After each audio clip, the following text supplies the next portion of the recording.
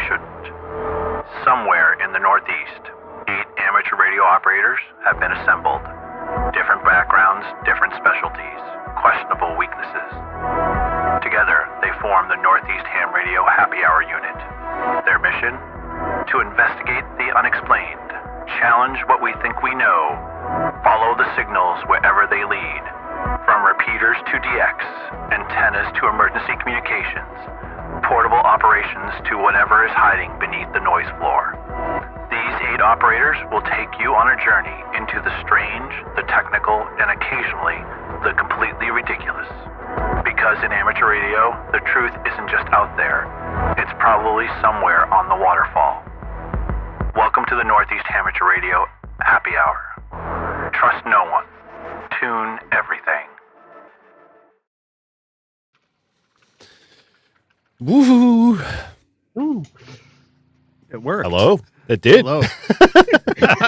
it transitioned smooth. I think some of our counterparts have been abducted. Yeah, let's find them. We can't tell you, though. Sorry. Some of them are getting probed for unapparent reasons, but we won't say where or why. Yeah. Well. Yeah. I don't know, Mike, you want to run it? You run it. I got it. The most amount of planning that we put into this was the X-Files type theme, and I guess I should just start there. And and the only reason why is in like pop culture. X-Files is kind of enjoying a little bit of a resurgence now. And part of it is they rebooted, they re-released an R-rated version of one of the 2 films on Hulu and Disney Plus of all places, and I did watch that with my wife about a week or so ago, and then I guess there's a new season or series coming out, and I grew up. I was Gen Xer, big X-Files fan. That was such a great show, and it just kind of popped in my head when I was doing the thumbnail. I'm like, hey, let me toy around, with the AIs and see what we can kind of come up with, and it just kind of once we get these ideas or themes in our heads, we just kind of roll with it. And at the end of the day, if we said that we were going to talk about, Huntsville or the Icon announcement or whatever it was, like we'd totally end up off the rails or going all over the place anyway. So We just can't talk about the really good stuff because we're under, NDA. Yeah. So, but anyway, so that's the backstory for this whole, X-Files type theme and stuff. But I want to welcome everyone to the live stream. I've seen a bunch of people already in chat. Country James, what's up? Tim, Rockets and Radios. Kevin, Ham Radio QRP.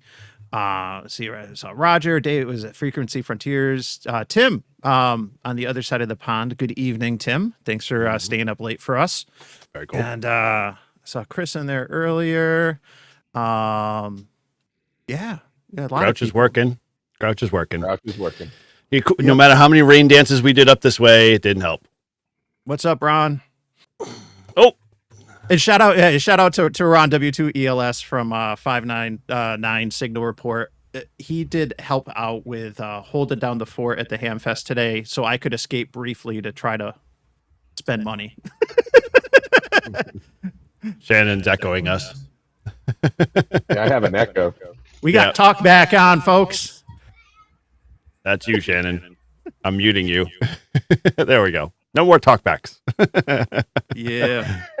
We muted you. Poor Shannon. There. Is it still doing it? Yeah. Yeah, I'm hearing my voice. I don't know. You're just going to have to keep me muted. I don't know why it happens all the time. You're probably feeding back into some other audio source that the computer's picking up twice, so that's why it's hearing your browser audio and probably your audio at the same time. It's the British when you're over there. Yes. Yeah, I know, right. It's like, what computer were you using? The left-handed computer? But I'm back now, so you can't blame that anymore. No. Well, yes, but as Grouch said, you got to be reacclimated. You become, USAified, I think is what his term was. Beans and toast, no more. Yep. Now it's just shit on the shingle, right? Oh, yeah. Anyway. I'll send Izzo the link. I'll do that right now. Again? Run with it, Eric. Okay. Well, welcome everybody. We're back here in the saddle and enjoying hanging out. Grouch has said he was going to try to make it. We tried to pray for rain and a whole bunch of other things, but that didn't work out to our favor. So no Grouch this evening, but overall, glad to have everybody here. I got a whole bunch of folks over in my chat here. Let me say hello to Chris, Kitty9YSW, Roger. I think you're bouncing around, so good to see you. Bob was in there and out, but he's got to have some dinner date. He's got a new girlfriend, so I'm going to drop that little nugget of truth here. So he's off there doing the dating thing. Good for him. And let me see what else I got. N3VAN, of course, he's doing dual roles here. Appreciate that. Oh, yeah. Rob Hawkins and Mike Smith, G0RFD. Good to see all you guys. Cool. Oh, and Jeff there. Sorry, I missed Jeff there. Good to see you guys in the chat there. So outside of that, I'm doing good. Caught little glimpses of some of the tickling of the new releases of the 7110 and a few others. So I think we'll probably dive into that a little bit. But outside of that, having fun. Got a little bit of a beer that I'm not quite a big fan of. The Guinness Drought. You ever try that? It's kind of left in the fridge, and I was like, yeah, exactly. Like, no, it says a draught stout, which is like, there we go. Yeah. So sorry, my Bostonian accent was kicking in there. So Matt, how are you doing, sir? What's going on?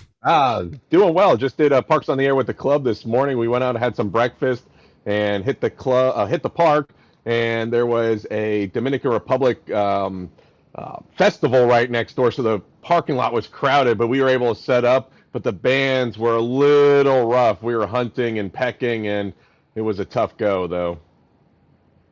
Cool. Yeah, it's kind of, the bands were a little messy today. I know that we had a couple of solar storms roll through just recently, or on the way. Yeah, KP index was like a 4 or 5 today, and tomorrow, if it's cleared up, I'm going to do 3 parks, Big Pocono, and then 2 state game lands on the way back, so should be good. Hey, there's trouble. We found trouble. Look at him. There he is. There he is. He's enjoying the weather. I'm not trouble. Oh, he's got to unmute. He's got to unmute. Izzo, your mic's... I'm just playing with you. Mike is trouble. Mike's trouble, not Izzo. How's it going, Izzo? It's like him taking a drink of water. Tell me if you guys still hear an echo. Well, talk. It's still a little bit there. It's a little bit there, but it's tolerable. How about you guys? Yeah, I hear it after. Yeah. It's a little bit there, but we're good for now. I don't have any other sound coming out of anywhere except for in my speakers. I hear, my headphones, I hear you guys. I turned off automatic gain control and turned it down to see if that would make a difference. I don't know. Maybe it's one of the settings within EV Mux with the audio or something. If there's she's playing around with it. Yeah. You got the right settings for your mic and everything, right? Oh. She just popped in. Okay. All right, well, we'll roll with it. It's not as bad. It is still a little bit there. It's like I don't have this. Nobody ever mentions this problem when I'm in Discord, so that's why I'm like, I don't know why it only happens on the live stream. I don't know.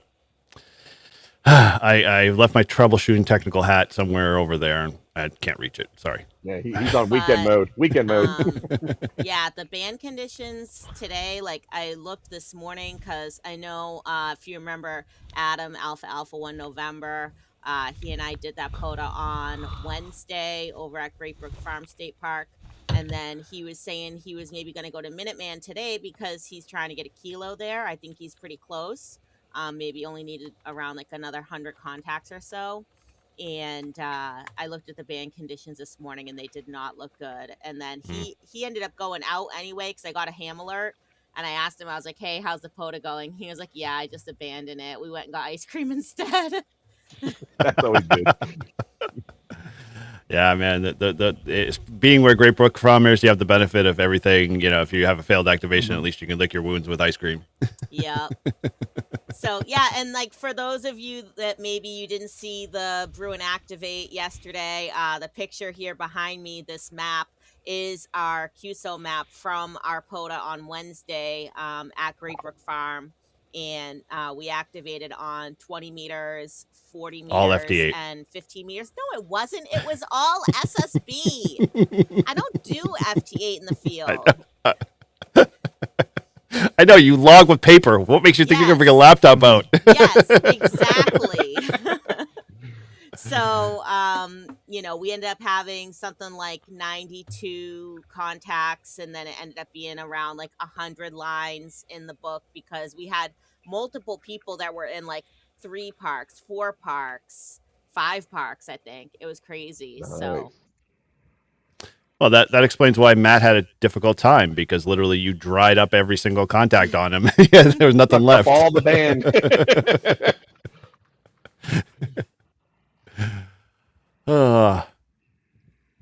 Back to you, Mike.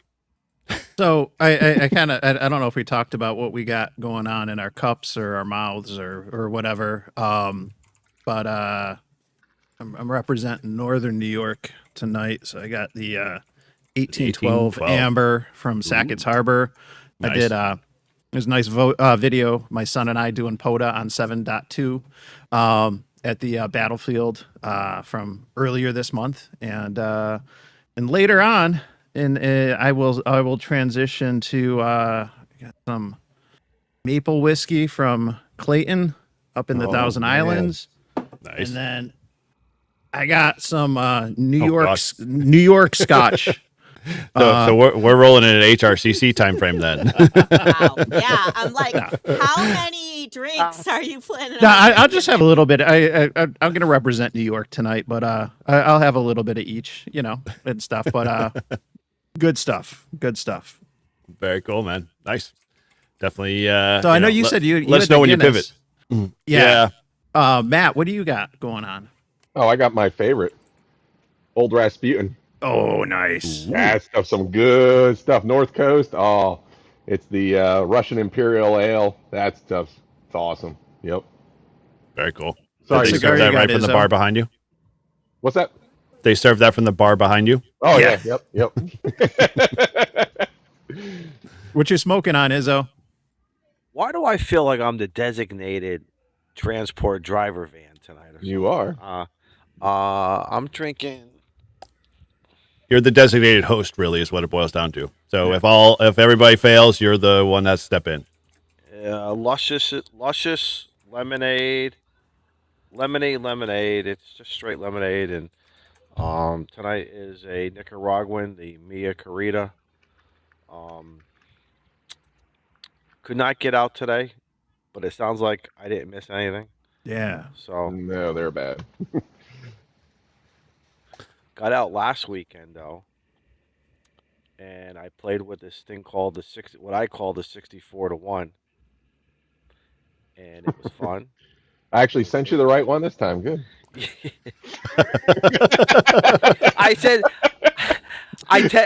in Discord, I'm like, "Are you sure you sent me the right one this time?" He's like, "Did you look on the side of the?" I'm like, and I did. There should have been a label there. I'm like, oh no. Yeah, it was there. It was there. Mm. But ran it as a sloper, and I also ran it as an inverted V. Ooh. Which one better? Inverted V. Yeah. In all fairness, it's hard to tell because band conditions changed. I was on 40, then I was on 20, and then it just. I made a lot of contacts. That's all that matters, right? That's all that matters. It does. So I'm just always, we're I'm doing a big push over here on Brew and Activate where we're always kind of like trying to improve your experience kind of thing. So I'm always interested in seeing, what people's, mileage is in terms of whether one performs over another and, what the scenarios that kind of dictated it. If everybody, which I assume they watched Clubhouse on Tuesday, we had Van on there, Vaughn, KN4, KBN from the Envis corner. Mm-hmm. What I got to do is take Matt's Reliance antenna and don't put it up at 28, 30 feet. Drop it down to like maybe 10 or 12 feet and run it as an inverted V and go with NVIS and try that. I think that's going to be a fun thing to experiment. Yep. So there you go. Hmm. Is everybody shell shocked from last night's Icom unveil? Or is it just me? Shell shock? I don't know about shell shock. 7110? Okay, wait. Yeah, is it? Wait, let me see if it's the word. I don't care about the price. There was a price? Well, you know how speculation is. It spreads like manure. And you know what sometimes manure is? It's either good for the fertilizer or it's just pure shit is all it is. It's just poopy. Those that know the Ted Lasso, it's just poopy. Yeah. So I wish everybody would just calm down. And at the end of the day, when it does get revealed how much it is what it is. It's like the price of gas. I don't like it, but I want it, and or a pound of bacon or whatever. Figure it out or don't figure it out and just keep on using what you're using, okay? The complainers are going to complain, and I think that's going to be the most social media buzz that I am going to ignore and I don't care about. But watching it was, first off, the front was not what I expected, and I'm happy it is. I really like that front. I like that 7300, 705 front. I do. I like that. Obviously, there seems to be a little bit more horsepower in there. I don't care what it doesn't have. I really don't care. You don't have a tuner Icom. I don't care. I got tuners. I'll put a tuner on it, or I'll use a resident antenna. I don't care. But here I was, not knowing the price, and I went to bed sleeping, and I had this, I don't know if it was a dream, but here I was trying to sell various things. I said, you know something, if I haven't done this in 3 to 5 years, it's time to sell it. And I was just cleaning stuff like an estate sale to just, not to justify the cost of buying it, but just to, and I don't even know the price. Maybe I could afford it without even having to give up some toys. But it just kept me up. It just kept me up not knowing what this number was. You know, just give it to me, Doc. You know what I mean? Just give it to me, Doc. It is what it is. So, just to back the train up, I'm curious, which stream did all you guys watch? Did you watch Hayden's? Did you watch HRCC's? Did you, what was it? There was another one. I watched Hayden's. Yeah. I watched it because I fell asleep. I fell asleep. And I was in bed watching it. I got tired like partway through, and I'm like, all right, I'm done, because it was an early morning today. I think I learned how to count down in Japanese, okay? Because that was, but it was very cool how they did it and everything. But we all know, okay, so it's under the glass. You know, maybe next year they will be in distribution, but maybe by winter. I don't know if the FCC, you know, where they are with a type acceptance. I don't think it's under glass. I mean, in essence, you saw on Hayden's stream, they were playing with it. I mean, they ran through every function menu trying to, you know, quickly decipher what they really had under, you know, but under that's wraps, in Japan, though. That's the Japanese model. Okay, we have to. I'm not saying the American model is going to be 100%. Listen, it's going to be close. We all know that, right? And whatever the type acceptance is required here in America per the FCC, it is what it is.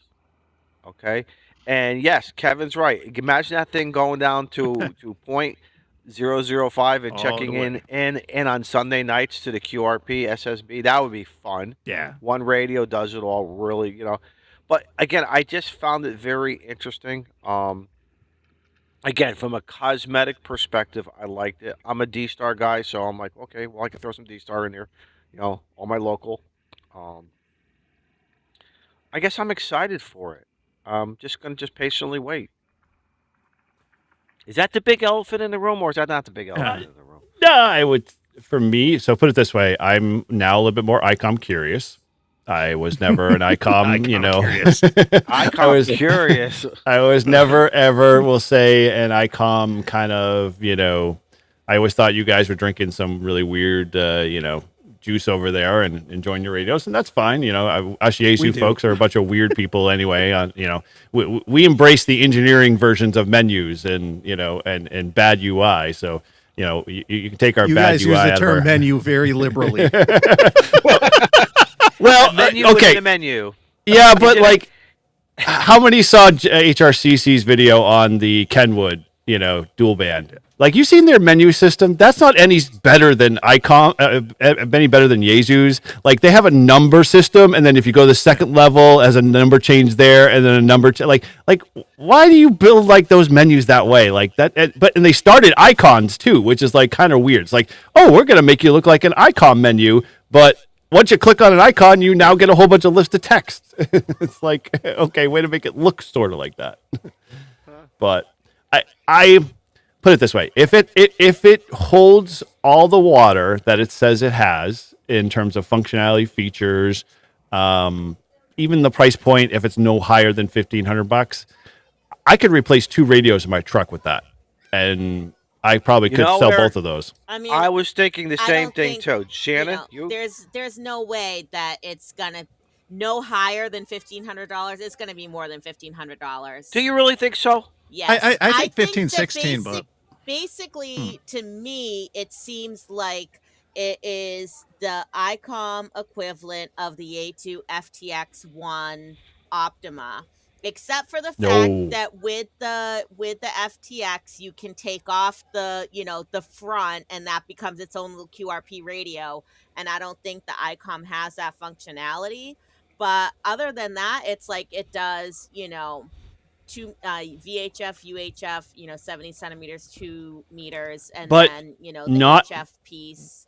Doesn't the FX1 not have basically duplex? I thought the Icom does. I didn't think the FX1 had what am I forgetting? Yeah, duplex, not duplex. What's for satellites? I'm trying to think the feature you have to have duplex. both. Yeah, full Full duplex. duplex. Thank you. Yeah, full duplex.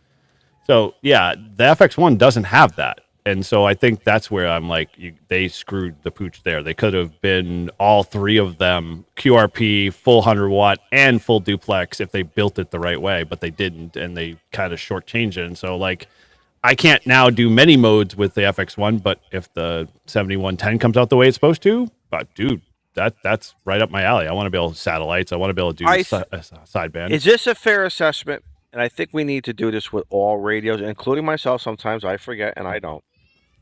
Mm-hmm. I'm not saying about the manufacturer, but it's us. What are you guys do? What are you going to use the radio for? Are you going to use, because satellite operation is going to be are going to need some additional features than maybe a traditional just HF guy is going to use it, or girl is going to use it. Okay. Is that a correct statement? That no, I think you're right, and like for the space stuff, like satellites and EME, like that's the 9700. That rig is solid for if you're looking to do moon bounce or satellites and any of that. Like that's a really fantastic. No, radio but the 7110 could probably do FM birds though, right? Or sorry, linear birds. It would be able to do that, right? Yeah, possibly. If it could, I mean. I don't know about a lot of the guys. I suck at satellites, so might be asking the wrong well, true, but you're running around with HTs and Yagis. But I would say with something like that in a chest pack, or whatever, it like the fact that I could basically put the radio part in a backpack and then put the chest like a mount on the front, and it's only the faceplate and have all the mic and everything else like that. I don't know. It's kind of attractive if it falls into that satellite bracket, but. If it's not, or it's a little crippled there, I might.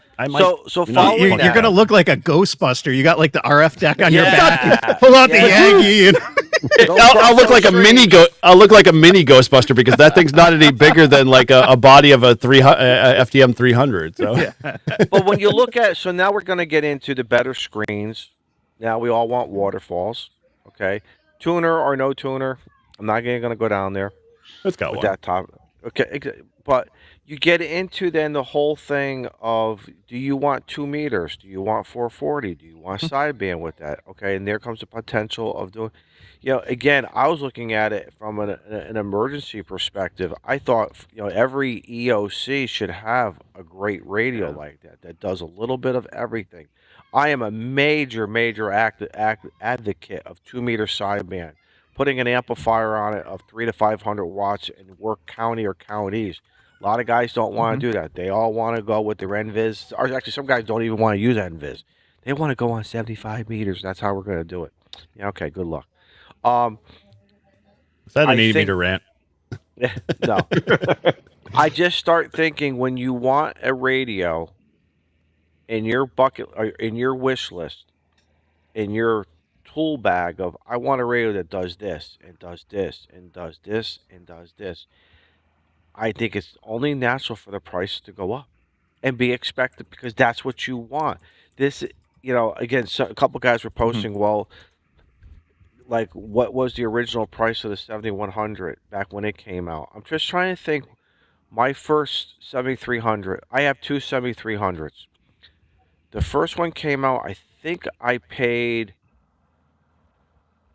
$9.99, and that was with the $100 coupon that they gave you. So basically, it was $1,000. The second one, I think it was $1,200. It dropped it down to $1,100.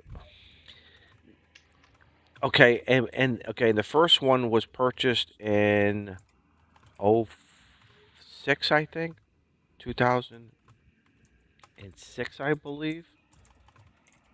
Help me out when if somebody has the Google in front of them. When was the first version? You start at 2000. Yeah, I'm looking at. It was 2013 for 7100. Yeah. No, but the 7300, the first 7300. When did that? 2012 maybe. That sound about right. 2009, 10, 12. No, they say mid January 2016 in Japan rollout for the 7300. Yeah, now it's August 2015, released January 2016. How much did you pay for your 7100 there, Izzo? Brand new? No, 7300. Oh, 7300. Because it was $1,000 minus the $100 coupon. So according to the AI kind of search here, real quick, in 2013 when the 7100 came out, it was retailing for $1,664.95. Yep. The 7300. 7100. No, I've never had a 7100. I've only had okay. Again. But if we're comparing the 7100 to say 7110, which is pretty much the replacement, right? I mean, correct. It seems we're like looking at it's 2Gs now. Yeah. Yeah, it's For price. it could possibly, because I was hoping it would be between 1,200 and 1,500. I think it might be like I after a think- year. I think it's gonna be closer to 2,000, but that's Well, just me. What's Shannon, the you might be right. If You're you probably look at- right. If you look at the price of, like I said, so if you look at the price of like the FTX One Optima, that's like close to 2,000. If you look at the price of like the 7300 Mark II, that doesn't even have VHF, UHF, and that's already retail price is almost $1,500. So it's gonna be more than that. It's gonna be more than 1,500. I think it's gonna be closer to like 1,900 or 2,000. And then, there'll be some rebates and stuff, and prices will drop, and they'll have sales and everything. But I mean, people thought I was crazy when I bought my KX3. They're like, why would you buy a radio that does, because I wanted it. There is a small or maybe a vast majority of us who just want it. And we don't care. Just we don't care. Life is too short or whatever the reason is, I'm going to buy it. It's just, and then at some point, especially when it comes to this hobby, I think money is sort of like no object, right? You can't really be, you can't really be in this hobby and be like super cheap, I guess, because it's not a super cheap hobby and everything is relative. But Shannon, would you tell a new ham to go buy that radio, or would you tell a ham, tell you what, why don't you try this? And honestly, I would probably say no. And so like when I first got into the hobby back in 2020, I was advised to get a Zyku G90, and I know that's like the most polarizing, divisive radio out there that people either love it or hate it. Mine doesn't do that, okay? And I couldn't even hear that weird beep that you were talking about on the video. You really have to. I'll amplify the audio. It's there. I'll tell you. Hunt for Red October beep. When you are first getting into this hobby and you don't even know if you're going to like it or not, are you going to go out and spend over $2,000 to get a radio and antenna and battery or power supply and all the stuff that you need to get started in the hobby. The newest, biggest, fanciest, bestest radio out there. Yeah. Like, I don't think so. I think, you kind of have to maybe start a little bit less expensive and see if you even like it before you kind of make that big deep dive into. But like, so here's the differences I see, and I run into a lot of this when I talk to a lot of new guys and gals coming in the club, is like they want their own radio. Like when it comes to like older gear, they tend to go, ugh. Like they're just like, they're not like always willing to just take it. Like I remember when I came in the hobby, almost 30 years ago, it was like someone would give me a mobile or an HT. I'd be like, oh my gosh, this is like, yeah, great. I'll take it. I'll use it and I'll, run through it. You know why, Eric? I think it's a psychological thing for guys. Shannon, tell me if I'm right or wrong, or if it's a fair assessment. When a guy turns 16, when a male turns 16, you know what he wants? He wants girls. Brand new. Besides that, he wants to put girls in a brand new vehicle of his choice, what he wants, how he wants it, and that's it. If he has to scale down to something different, like something given his grandfather's car, okay, and all this other or whatever, the parents' minivan. Yes, the parents. Yes, the Dodge Dart. Okay, or whatever that individual doesn't feel is. It's a kick in the pants, and you kind of gotta suck it up and this and that for a lot of reasons. And I think that's how it is for some hams when they come into this hobby. And unless they got a lot of cash behind them, you know what I say? I salute. Have a nice day. Catch you on the air. But a lot of us didn't have that loot, so we had to learn. Oh, and gear wasn't as proliferate as everywhere it is now. We didn't have the Chinese market growing up. I wish we did, but we didn't. Yeah, I mean, every 16-year-old boy wants, the Mustang or the Lambo or the BMW or like whatever the fancy schmancy sports car is, brand new to cruise around town. But it's like a woman. We all want a brand new woman. But do you though? You're gonna get in trouble, my friend. I'm sorry. I won't raise my hand on that one. I'm good with mine. Shannon's gonna do this. It's all quiet. Come over here. He's gonna take you off to the side and X-Files you. No hard for you too. Sometimes the older woman has more experience. Just saying. Anyway, so yep, I don't disagree. Just depends on what that experience is. Yep. So, correct. So where was I now? Okay. I know you lost your train of thought. Take a bus. Sorry, it's all my trouble. Radios, cars, Lambos, something like that. Like you were saying, we don't always have the cash flow behind us to make that reality. In fact, in most cases, we don't have the cash flow behind us to make that. Correct. And so for a lot of people, like Eric just did the poll. Are you going to sell a radio to get the 7110? Okay, how many people are probably going to sell their 7100s now so that they can get the 7110? There's probably going to be a number of hams that will do that. So there's going to be people selling their kidneys. You know that. They're going to be selling. They're going.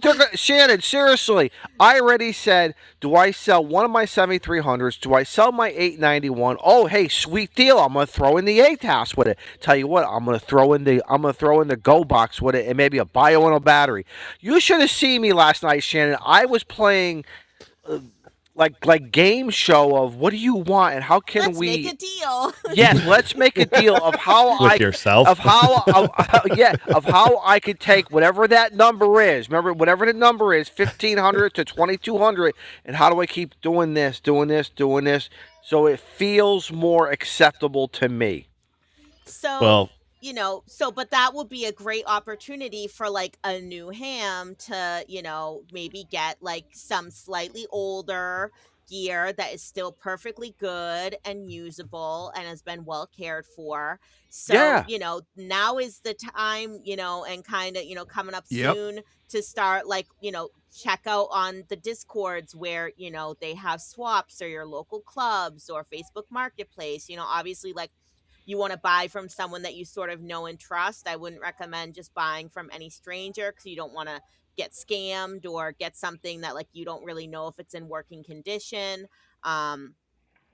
Buy from people you know and trust. I'm going to tell them this radio made 16,000 contacts over the last 5 years. Guess what? And so can you. You know what I mean? I mean, whatever it takes. But we all know. But all I know is if I sell any equipment, I want the person. First of all, I'm going to sell. I'm an honest man when I sell my stuff. Okay, I'm very, very honest, and most of the time, I'll even knock it down a few. I'm not here to shake anybody down. But I say this very sincerely. When I sell a piece of gear, I want it to go to somebody who's going to use it and love it and appreciate it and get it on the ear. Please don't throw it in the closet. Nothing more, especially if I give it to you at a super duper deal, or especially if I give it to you for free. You better freaking use that thing. Yep. You know what I mean? It's just because it gave me a lot of pleasure. That gave me a ton of pleasure. It made me jump up and down when I made that contact or whatever. I want that person to feel that same. Now get out there and you're getting a great radio. Go have fun. See, yeah. Mike was ready to like rep the radio there for a second. It got heavy though. Yeah. Yeah. No. Let me. Now I got to put the. I got to tell you what the. So while you're doing that, Mike, quick. All right, here I got it. So okay. We don't see it. All I see is it. Okay. There it is. All right. Yeah. No, we do.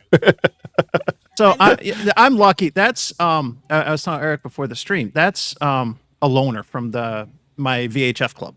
So they have a 7100, and I just picked it up a couple weeks ago. And I'm excited to use it because I've been eyeing this radio for a while because of what Don is saying. And Izzo's right, and Shannon's right from a number of perspectives. So Izzo talking about how you're going to use the thing, right? And for my use, which is not, I don't want to say not normal, but I use things a little different. I'm interested in the VHF contesting and stuff like that. So all band, all mode is very appealing to me. I'm in the Icom ecosystem already. I'm very familiar. The first time I used it for a 2-meter sideband net, it was a piece of cake because I have a 705 and a 7300. And then this pivots to where Shannon's correct too, because there's a fire sale on these right now. And I'm excited to be able to play with this now because if I really like it a lot, it's going to do one of two things. I can start to think, is this worth paying $700-800 to buy a new one while they're on sale now? Does this meet my needs? Or do I want to wait, pick something up used? Or if I really like it a lot, then I can start to think, wow, this would be even better if it had a color screen, or if it had this feature, or was putting out 50 watts instead of less. Yeah. And so I get to try before I buy. I can play around and have fun in the contest next month with it. I can probably play with it for a little bit more. And then, the other thing too, I'll show, I picked up at a Hamfest today.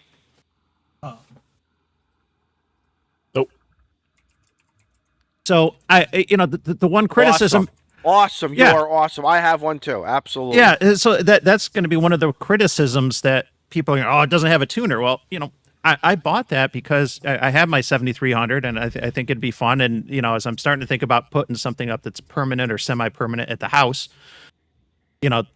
that's nice. The remote antenna tuner, it's weatherized, it's built for being outside. I got it for a good price. It's barely been used. And, I know the guy. Let me ask you a $64,000 question because I was thinking about this. Is the other part that kept me up last night. Yeah. What if I sell the 891 and the ATOS, and I go for the 7100? I'm looking for the mobile. Mm-hmm. I want an Icom. What are you going to run for antenna? I have a Colo. It's called the Reliance. I have. So I have an LDG. I have an LDG Icom tuner that plugs. I made the bad assumption. I have the AH4. No, it's not a bad assumption. Yeah. Don Izzo has stuff. I am an Icom fanboy for a lot of plug and play, get ready, go. Mm-hmm. So what I was thinking with Mike was, if Mike likes that 7100 so much, but he's not going to use all those features for a while now in the 7110. do you get yourself a 7,000 and just or 7,100 and have at it, have fun? Yeah, No. exactly. No. Yeah. Why? Here's why. I hate the design of the 7100 for me. Just it doesn't tickle my fancy. Like it looks Okay, too much fair, like fair. a calculator with a little flip up Okay. thing, kind of thing, and the black and white screen just kind of The whole design of the 70, the newest one, the 10. I would, now that you said that, I mean, I have an 891 in my bag I carry around. I probably, maybe, it would fit perfectly fine in the bag where the 891 is right now. So I would just have to have something a little bit more padded Why for the don't you faceplate. buy my 891 then? And I'll give you a Because great deal I on it. already have two of them. And actually, if you're You looking need a to sell, third. if you're looking to sell your 891, let's have a little conversation offline because I have a friend up here who has a crappy G90 and he wants to get rid of it. And so that you might be the impetus. The impetus. So Yeah. just on the sidebar here, I was just doing some quick pricing. The new 5100 or 5200 that came out, right? It's like 12 something. When the original 5100 came out, it was $899 in 2014. The equivalent $2026 is $1268. So okay, let's do some backwards math here. We're gonna do math on stream. And so, if we're going back to the 7100 being around $1,600 in 2013, Yeah. it's today's prices, according to AI, should put it around 2,200. That's insane. Like that's a lot of 891s to sell to be able to get it close. And let me tell you this. I purchased a 5100 from a friend who bought it in a box. It sat in the box. It never saw the day of light. I don't want to tell you the screaming deal he gave it to me. Mm-hmm. Okay. It went downstairs in the shack. It got unboxed, went in the shack. It got played with fairly enough down here, here at the shack, but not a lot as what I would do in a mobile situation. And no disrespect to Icom, I'm not going to buy the 5200. My 5100 does everything that I need it to do. It looks great. It's, there was no cigar smoke on it. The screen is impeccable. There's no scratches. I'm going to, when I bought the new truck, guess what went in it? The 5100. So there's ways. I think what I'm trying to say is look at these radios and determine is the new radio really going to give you everything that you want? And if it does, go for it. And guess what? What does T.O. say? Live once, cry all the time. Or I forget. Buy once, cry once. Yeah, buy once, cry once. All right. Or maybe the new good one that you have, or somebody that you could trust, test it out, make sure it's nothing's been affected from receive. The transmit looks good, no cosmetic blemishes, this and that. Maybe that could be your great, diamond in the rough there, right there, and make you happy. Let you have fun. True. Yeah. But also, I'd tell hams don't be afraid to fail, right?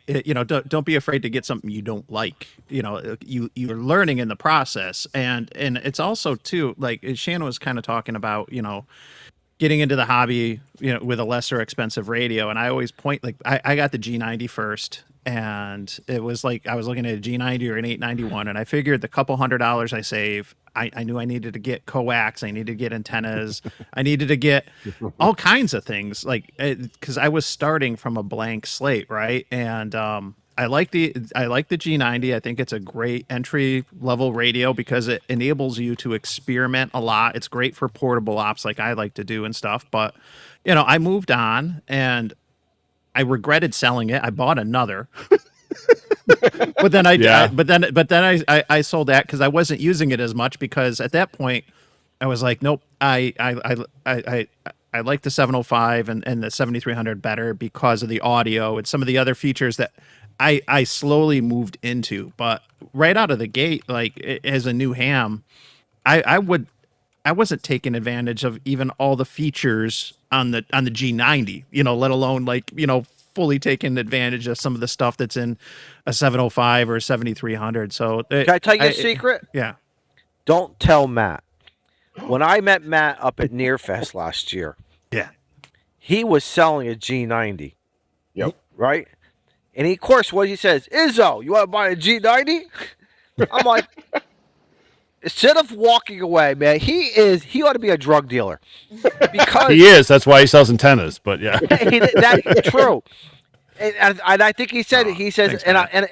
and but I was like, do I really want a G90? I'm just trying to think. Yes, I had the 891 too. And so I'm doing the calculations in my head. Well, I may have 15 antennas, but I only have 5 radios. Is that okay? And I'm doing the ratio, and I'm doing all this algebra and geometry and trigonometry in my head. And I'm like, slow down, brain. Because Matt's got a G90, and you guys have all been saying how great it is. And I walked away, and to this day, I kind of kick myself. Did I walk away smart, or was I stupid for walking away? And I hope the person who did get it is using it and having fun with it. Thanks, Matt. It was a new ham, Thanks. and the only reason I was selling a G90 is I already bought a second G90, and the reason I was selling it is because it had that. What is wrong with you people? It had that horrible Molex in the back of it. Oh, the and I got a new one that had the- Tamia, something like that. Tamaya. It was horrible. If Abe's So- still in the chat, he knows the Oh, proper yeah. name. But It's called like the Tamaya. Tamaya. Tamayo. Tamia. The person that bought your G90 was it was Tortoise's friend, right? I forget her name. Yeah. But yeah. Oh, you're talking about Annie? Yeah, Annie. No, think Annie Annie didn't did. buy it. No, she did Annie not. didn't buy that. No, She she bought the didn't buy it. 706. Oh. She bought the Yeah. 706. Yes, I Then was she asked walking about around it. trying Yep. to. I was walking around trying to find her a radio that day. I was Mhm. like, I'm gonna find her. Let's get her a radio. Let's get her on the air, and she can go home. Tortoise is gonna help her set her up, and by Thursday or Friday, she's gonna be on the air. That was the goal. So Yeah. Oh, speaking of Tortoise, look. Wow, who we just showed mentioned his up. name Yeah, twice and he shows up. Oh, Three man, times. yeah. And like you kind of bring What? up a good point too about like the price. Like, okay, Yeah. so let's say, the 7110, let's just say it's like $2,000, right? I don't know about you guys, but like I was very wary at first of bringing like a $2,000 radio out into the park to do. why is Coda that? or Why, whatever. Shannon? Why? Why? I was just afraid that like something was gonna happen to it. Like I was gonna like. When drop did that it, or stop? it's Because gonna now get you leave it in dirt your into trunk. it,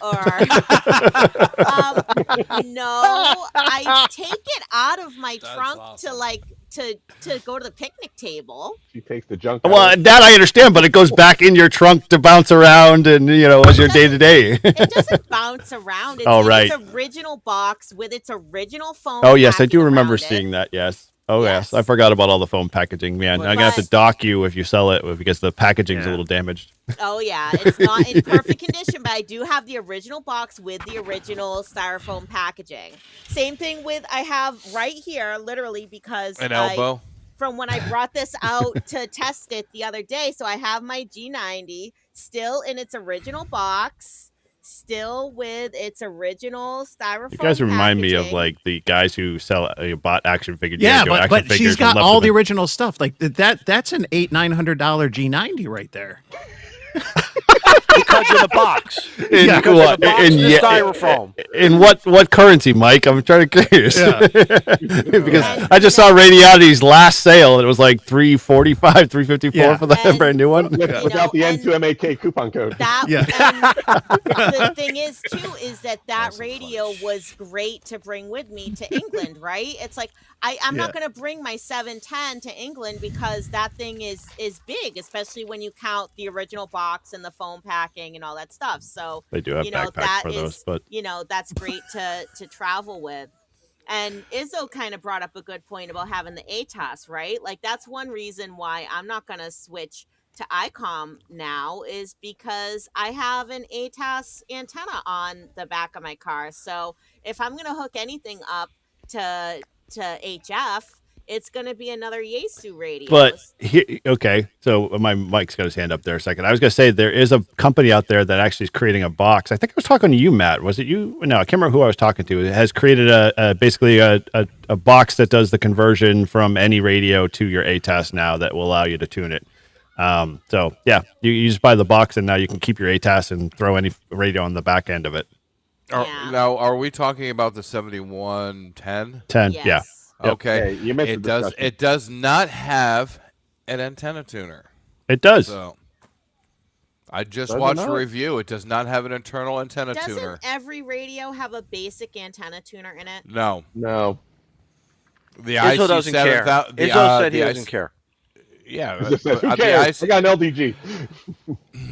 No, The it does IC not. You're right. Wow, Mike is right.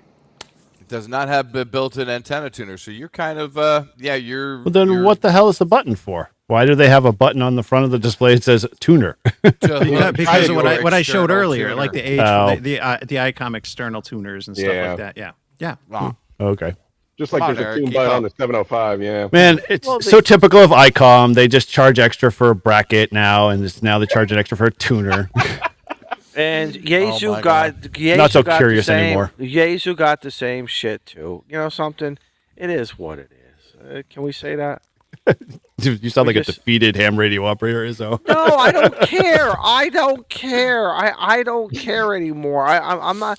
I am not the guy who opens a box up and says it better have who comes in preconceived ideas. It better have this. It better have that. I don't even care if it doesn't have a paper manual. I don't even want a paper manual because I'm going to go to the web and I want the PDF. So let's not even waste time with giving me paper. I'll save a tree. But that's just me. Shannon with her paper logs. Yeah, you know. Kills a lot of trees. He killed trees. But Tree murderer. you know, and actually to go back to one little thing that Mike Smith had said way back, and I know Izzo, you said you're like a D-Star guy. Do D-Star on HF. Try D-Star on HF. So Mike and my former Elmer, Golf 5 Oscar Uniform Tango. They did D-Star on 160-meter ham sticks. Wow. Before. They said it was a very, very fun experience. So definitely, if you guys have, get that 7110, or if you have ICOM radio in your mobile vehicle that is capable of D-Star, definitely give D-Star on HF a try with your 160-meter ham sticks. D-Star and HF is something I actually have wanted to do. I know that there's a net. There's a Saturday, Sunday D-Star HF net. Correct. And one's in the afternoon or evening, or the other's in the morning. I forget what. And they kind of have a schedule where they work through On 30 Charlie, 20, 40, 80 or whatever. Yeah. But I think that's kind of a neat thing. I don't know, Izzo, you might know, since you do D-Star a little bit more, the bandwidth on D-Star is a digital mode versus sideband or whatever. Is it a more of a bandwidth, or is it less being digital? What do you want to hear? I don't know, but what do you want to hear? And I'll tell you. Honestly, I don't know. Yeah. Okay. I have procrastinated. I am embarrassed to say I have procrastinated. I know it's my crazy work schedule and personal stuff that goes on, but I want to do the HF on Sunday. Okay. I follow it on the groups IO. I follow them in other areas, and I just I need to set my alarm on my phone. That's the only way of me getting to do. It's like tonight. I had to set my alarm on my phone to make sure to be here. All right, I've got a little cricket in the Mike- background that sent me a text and said, "Hey, are you joining?" Because I passed out on the couch. Just saying. Just saying. Just one of those days. Yep. But Mike, What did it say on sounds. Tortoise's card in the intro? Did it say the weakness was sleep or something? No, it was rabbits. Oh, rabbits. You gave them rabbits. Okay, that was an earlier draft. You only sent me one, Mike. You only sent me one. Oh yeah, I sent you the final draft. You didn't see the others. Oh, okay. Oh no. You'll see it on the outro. Yeah. I want to listen on HFD. I want to hear what it sounds like. I want to hear what the propagation for that day, for that. It's a curiosity. Hey, can you hear me? It's just like anything else. I want to do it. So I got something for you. What do you got? Oh, they're wavy too. Wavy barbecue? Yeah. That's Why better would than you regular want? Is it why wavy versus not kettle or whatever? To get the best penetration of barbecue. Yes, More and I can think of surface other ways. area, right? it's a lot and it's a lot Different. easier to get into your dip. Yep, Oh, yeah. your chips have more Ah. tensile strength Those- when they they- have the waves. those It's like ridges. corrugated cardboard. Thanks for Oh, going there all is geek so- on us, Shannon. There's so much. No, Corrugated there's so much I cardboard. want to say right now, and I've got to be good. There's so much I want to say. See, look, Oh, they're we're almost an hour in. You can say whatever you want now. No, I can't. Eric's gonna get ready to clip it, so we're good. Exactly. That's all the requirement. You signed the NDA at the beginning, so you're fine. I want to blame Grouch. No, see, if Grouch was here, I would have said it, and then we would have just blamed Grouch. So, Well, you still can. He decided to bow out, so Yeah, maybe he'll appear like Tortoise now that we're saying his name. And DeLorean's saying that he's going to go out to a park tomorrow, bring his 705, and Nice. maybe try D-Star HF. That's cool. Well, if you guys are looking for clips, here's a clip of the D-Star HF stuff that I found. I knew I listened to one a long time ago, and I thought, oh, that was really cool. And then I realized, oh, D-Star, I don't have any Icom gear. Can't play in that field. Gotta get the 7110 then. Gotta get it. Dude, if it's, okay.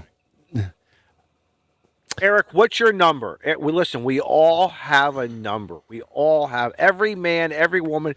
When you go to the store, you go to the car dealership, you go look for a house, you go look at a radio.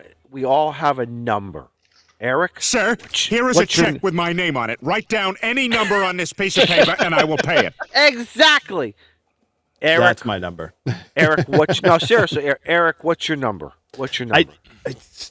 I don't have one, and here's why. And so Why? I never, as a rule of thumb, because in my IT world, I've been on the bleeding edge for a long time with a lot of stuff, and I hate being on the bleeding edge because you just spend too much time fighting to get what you want out of the radio. And not to say that the Icom couldn't deliver. So I will let it hit market, and I'll let everybody, who wants to jump on the bandwagon and buy them out and go crazy. Being a YouTuber is kind of one of those things that I have to resist doing because you want to review it because, reviews are what do it for your channel. And so, I don't know, 6 months, a year. If I wait a year, which I probably will, I would bite it like $1,250. I'm thinking it's going to come out at $1,500. It will, brand new, but I'm sure there'll be a few individuals that'll buy it and be like, I hate this, and they'll throw it on the market in a year, and you might be able to scoop one up, especially in a local club. I always have a few hams in our club that they go buy the latest stuff. I think every radio does that. Am I right? I think the Yaesu, what was it? What was it, Shannon? The FX1. FX1. TX1. I think some hams did it with. I think that is a normal thing for any radio, and then let the bottom feeders go for it. Yeah, and that for me is there's just going to be easier. bugs and kinks to work out, so kind of let that stuff work itself out. That's a good point too. Do you buy it right away, or do you go that route there and just give it 6 months? I give it a year, not 6 months, but yeah. Serious question, like, and I don't. With Icom versus let's look at Kenwood or Yaesu, and I think Yaesu with the FTX one's a good example. They released it, and there were some issues and some with the software, firmware, whatever technical stuff that it needed some updates to get some things fixed, or some things weren't working quite well right out of the box. And then you have like Kenwood, most recently with the mobile. I mean, it was like vaporware for like 2 years or whatever. Now it's finally out there, and it's great that it is, especially because it's got 220, and I'm glad that there's a bigger manufacturer putting that out there. But going back, and I'm talking like before I was a ham, like have there been issues like in the last decade or two, like with Icom putting out stuff and it's half baked? Icom struggled for a while when they got their new menuing system out, but that was like 2010 to 11 or whenever they had it or whatever it was. So, but they worked hard to work obviously, on it. Then you could introduce Zygu into the mix, and it's like they're still working on bugs and things from like the 6100. No, bugs are features for them. You can't call them bugs; they're just features. What's a new feature going to roll out? Yeah. You know, When are we going to uncover a new feature? Yeah. right? And how can we modify the firmware to make it work the way we want it? And just when you get used to it, they roll something out to change it. Oh God. Right. Yeah, we can all remember the GSOC. So Jimmy's PRK radio came up and said he can't see it for going for less than $2,000. And I'm sitting here going, all right, well, let's think about this. The 7300 Mark II, which is essentially except it's got VHF and UHF in it, but it doesn't have a tuner. So there is that. There's that difference in price. I bet you it's going to be closer to $1,500. Even though they put the VHF and UHF into it, all the damn radios are software defined now anyway. So I mean, hell, you could put 220 in the damn thing. That's what I thought, but then Shannon's kind of convinced me. And looking at some like the history earlier before you joined, I'm starting to think now I could see it just under the 2000 or the 1999 or something. I ultimately see that folding back closer to like the 1600 or even under, maybe after a year or two. But you saw the same thing with the 710. The 710 that came down quite a bit after like 6 months and then a year, and then they kind of split it out. No, but like the field version and the other version with the speaker. Yeah, but the 710 was weird because the 710 is still $1,200, and when it came out, it was 16 something. It was $16.99, so almost $1,700. And then when Icom was teasing their new Mark II whatever and a few other things, they kind of lowered their price during Christmas and a few other things, but they're still up to $1,200. I mean, you can't find one. I mean, you can get one used pretty good, but they were down before. Yaesu just went up in the summer, didn't they? Like, not by much. I know everything has gone up to begin with, but at some point they were like around 1,000 or so, which was good. That's a real good. The IC7000. Brand new in a box that I picked up the Hamfest in the spring. One owner, $800. Yeah. I mean, you couldn't find a 7000 for less than $800. Yeah, that's true. Oh, okay. Well. So there's that. I mean, they're holding their value a little bit. Well, because they know, they've got an audience that will pay whatever. I mean, like, what was it like when the Aurora came out? I mean, everyone slapped my $500 down, and the street price ended up becoming close to almost $5,000. And they were like, no problem. I'm like, I've got 6 other Flexes in my rack in the middle of nowhere in Idaho. And, like, man, Minnesota. You have way too much money. How do I get, Minnesota, whatever. Scout brings up a good point. He does. Yep, that's why I put it Not only there. with features, but size. Because the reason why I like this 7110 size, not only are the features, but there's so much that could easily go in the shack. I could see that going in a backpack. I could see it going in a go kit. I could see you taking it out, wrapping it in bubble wrap if you want, and putting it on the park bench. There's a lot of versatility to that. No, Eric? No. So here's my take on it. I see. I say this. I say that the 7250 is going to be the step up for a lot of folks that want a shack, radio, but make it look like it's a truer SDR like the Flex, because when you go out there, a lot of guys that I know that have the Flex heads, the remote, I can't think of what they call them. Not the M. The M is basically just the actual built-in. It's basically the separate head unit that you plug in the internet and go. I don't think the 7250 is going to have that capability, but everybody who has one, they only take it and it stays indoors. I don't know anybody who's ever taken one of those head units out in the field, hooked it up to their Wi-Fi, and tried to remote from wherever they are, home. Even on field day, a lot of people just bring their Flexes directly and plug right in. The 7250 is attractive. Am I the agnostic? You're an anomaly. Okay. Am I the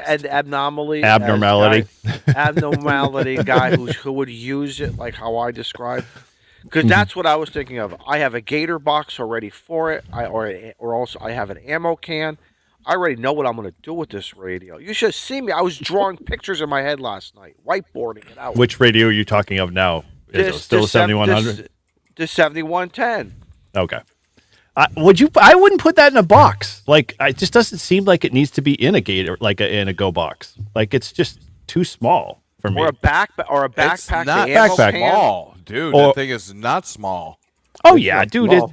It's the not. screen is 4.5 inches. It's Yeah. massive. Okay, so It's 4.5 is massive. okay, but a Flex. Shoot, I can't remember. Let me pull it up here. I always keep thinking.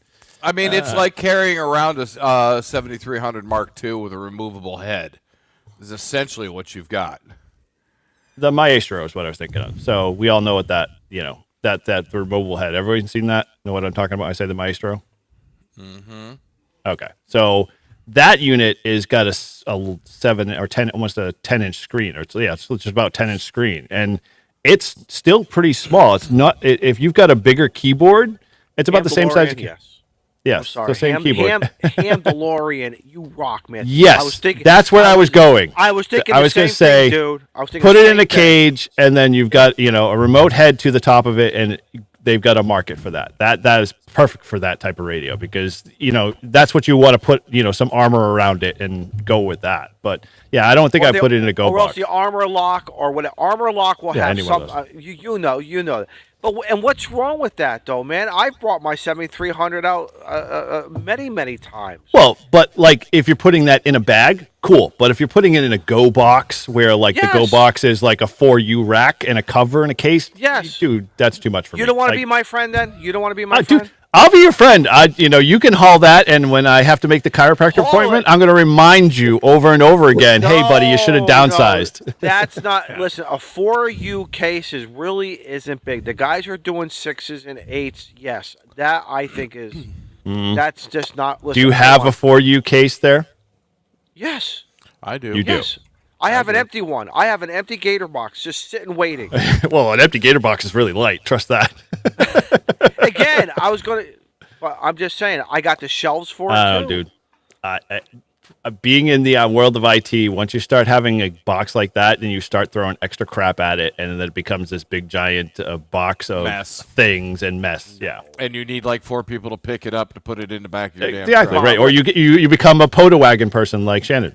Yes. Actually, you add wheels to the bottom of the case. Exactly and right. a handle. POTA server, man. It's a POTA server. Might as well yeah. just put flex in there. Listen, did you guys miss the POTA bag roast that we did yesterday? Where who was it that had the toolboxes stacked up on? That was what's the name KE9 That- DSK. Yeah. That was amazing. Milwaukee's best, right there. Yes, Oh, yeah. awesome. That The beast. that was saying, hey man, call your chiropractor on speed dial. A 4U box with a 7300 is really not a lot of weight at all. Again, there's no battery in there. There's no battery. I think I did mine smart. There's I've not a lot of weight. I've got a Gator box at the shop that we have an old Tate repeater in. And we just leave the frame in there and pull the modules because the whole damn thing is way too freaking heavy to carry around. And with the Tate repeater, and I'm like, dude, who thought this was a good idea? It has the bubble. It's the bubble mold where you pull the front off and pull the back off. And Yeah. they're Well, like that started off in the rock and roll world of music equipment and Yeah, it's ridiculous. I mean, yeah, it's a great idea if you were doing it for field day, or you were doing it for MCOM or something like that. 100%. But for POTA, no. I'm curious, too, with the 7100. I'm really curious about playing with it, for an extended period of time and seeing if does this fit the way that I use the radio outside of Excellent. the bands and the Excellent. modes, but having that detachable head. And Having is one this more something that's cable. going to make sense? Is this going to be really weird, or is this no big deal? I'm really curious to see Sounds like a who's good to video, say Mike. You have to detach it. Oh, yeah. Wait a minute. My 891 detaches. I don't. The head is still attached to it. So what's the reason why? I don't know. Exactly. I'm Eric. I might be the only ham tuber making 7100 videos in 2026 and 2027. But Hey, it's a resurgence, man. It's all Yeah. coming back. but Retro year. yeah, You'll be the vintage ham. But at the end of the day, it becomes how you use it, and it has the capabilities that I want, but there's also, there's something different going on with it compared to other radios and stuff, and maybe it's going to be a good fit, maybe it isn't, I don't know, but I'm fortunate that I got a club that has a loaner, that they let members borrow, and I get to play with it, so we shall see. And I'm curious, how many other people's clubs are all you guys are part of a club in some form or fashion? Yeah. How many other of your clubs actually do loaners? And I'll just to preface, like, this is the VHF group. So I have this, and I have an Icom ID1, which is for 1.2 gigahertz, FM D-Star. I have that on loan from them. And then my regular club has 710. And they also have a Yaesu 450, but I guess the 450's got some issues. But that's an awesome T-shirt. That is. He has to do that T-shirt. Which one? It has the capability. It's all in how you use it. That's funny. Yeah. So, how many of other people's clubs actually do loaner radios outside of Mike's? Because I think that's an anomaly for at least New England. Yeah. Ours doesn't. No, that is definitively. We do a lot of donated gear, and a lot of it's like, it sort of works kind of thing. Here, take it. It's like we're not a repair shop. We do have. I'll say we have a large club. My regular club is 500-ish members, give or take. It fluctuates just over, just under. But I think the 710 was a new purchase when it came out, because they wanted something newer. But some of the other stuff, like I think a lot of it, I hate to say it this way, be morbid, but I think some of it is estate stuff. Some stuff that gets gifted to the club, and they sell stuff at the Hamfests, but they also retain some stuff. And but I think that's something that the clubs should do. I think it'd be great if clubs had at least a loaner mobile VHF, UHF, and then like an HF radio that folks could at least try and check out. And yeah. Because like our stance, and me being on the executive board of our club, but like we're like, loaner gear is not our thing. Like, because 9 times out of 10, the stuff we get in is not, we'll say, good enough quality that you like. I mean, you got a 710. Like, we had one, and we ended up selling it to a ham who wanted it, and it worked out better that way than making it a loaner radio. And we got a lot of older gear, like 440s and all of those stuff that, like, almost are they're just first generation solid state stuff. And it's like, you're not going to give a new ham that. They're going to be like, what? I have to buy 9 other things to get on FT8. Like, that's too much work. Yeah, so, it's true. Yeah, I get it. It's just interesting to see that you guys have such a high, focus of, loaner gear, which is pretty cool. Mm-hmm. But I was curious, like, what would, like, when you, and I'm going to let you guys, ICOM owners, talk. I saw when Hayden did his video of the 7110, they were going through some of the menus, and they obviously had a pre-populated FT8 bank. What other banks would you create? Like, you could create custom settings in your ICOM world. Like, I'm always curious to see how different the modes would change, or the features or stuff would change. And is that like something you would want in a radio? Like, you know what I'm talking about? Did you just say banks? Like, so like they've got a preset. Oh, sorry, not a preset. I meant to say preset. Like for FT8, like Yaesu started to do it. Okay. And then they had 2 other banks or 2 other presets open to be able to create other stuff. And I'm just curious, you guys, is there that much of a change on an ICOM that you need to want to have a separate preset for something? Yeah, you could. Like, I did it for a little bit. The JS8 call is a good example. And so I had a 705, and I had to, for a while, because JS8 call was just kind of shelved and it wasn't being developed. But meanwhile, new radios are coming out, and you see this happen all the time. Like when the 710 came out, you had to use different settings in WSJTX or in WinLink and stuff, for like a similar radio. When you set it up, but then eventually it gets added. Nothing was getting added to JS8 calls, so you had to basically change the CIV or whatever it was in the 705 to make it look like a 7300. to JS8 call, and so I created a preset, and it's still on my 705 now. I don't need it because JS8 call's been updated since then, but that was nice to be able to do that. And if I did want to do JS8 call, I just go into the presets, and there was sideband FT8, and then boom, I hit the JS8 call one, and it would automatically update some of that stuff, which if I didn't do on my own, I realized like I'd forget to change that, and I'd go out to go play radio, and I'm like, why isn't FT8 working? And it's like, oh wait, because I'm still telling it that it's a 7300 when it's really a 705 and stuff like that. But okay. It's nice to have those features. That's been my experience with it. Other than that, I just kind of use the normal settings for the most part. But it's nice to have that. Okay. I suffer here over in the FT891 world, but like I really only run maybe one other mode, on digital side, which is usually FT8, and hardly ever change over to any other thing. But although I don't think a lot of the settings change much on the radio either, so it's kind of interesting. Well, what I usually do, like on the FTDX10, because that's kind of, at home when I have an antenna set up and everything. At home is when I will do most of my digital modes. So I'll keep like VFO A for sideband and VFO B set up for digital modes. So then I'll just switch over to the other VFO when I want to do the digital modes, and everything's like, good to go. All the settings are right. So. Did you see that too? Yeah. Keep going by. I try to grab it. There we go. I got it. Yes. Can we turn sad? Can we eliminate sad ham mode? That's Jody, my brother from a Canadian mother. Yes. I love. Didn't know you were related that way.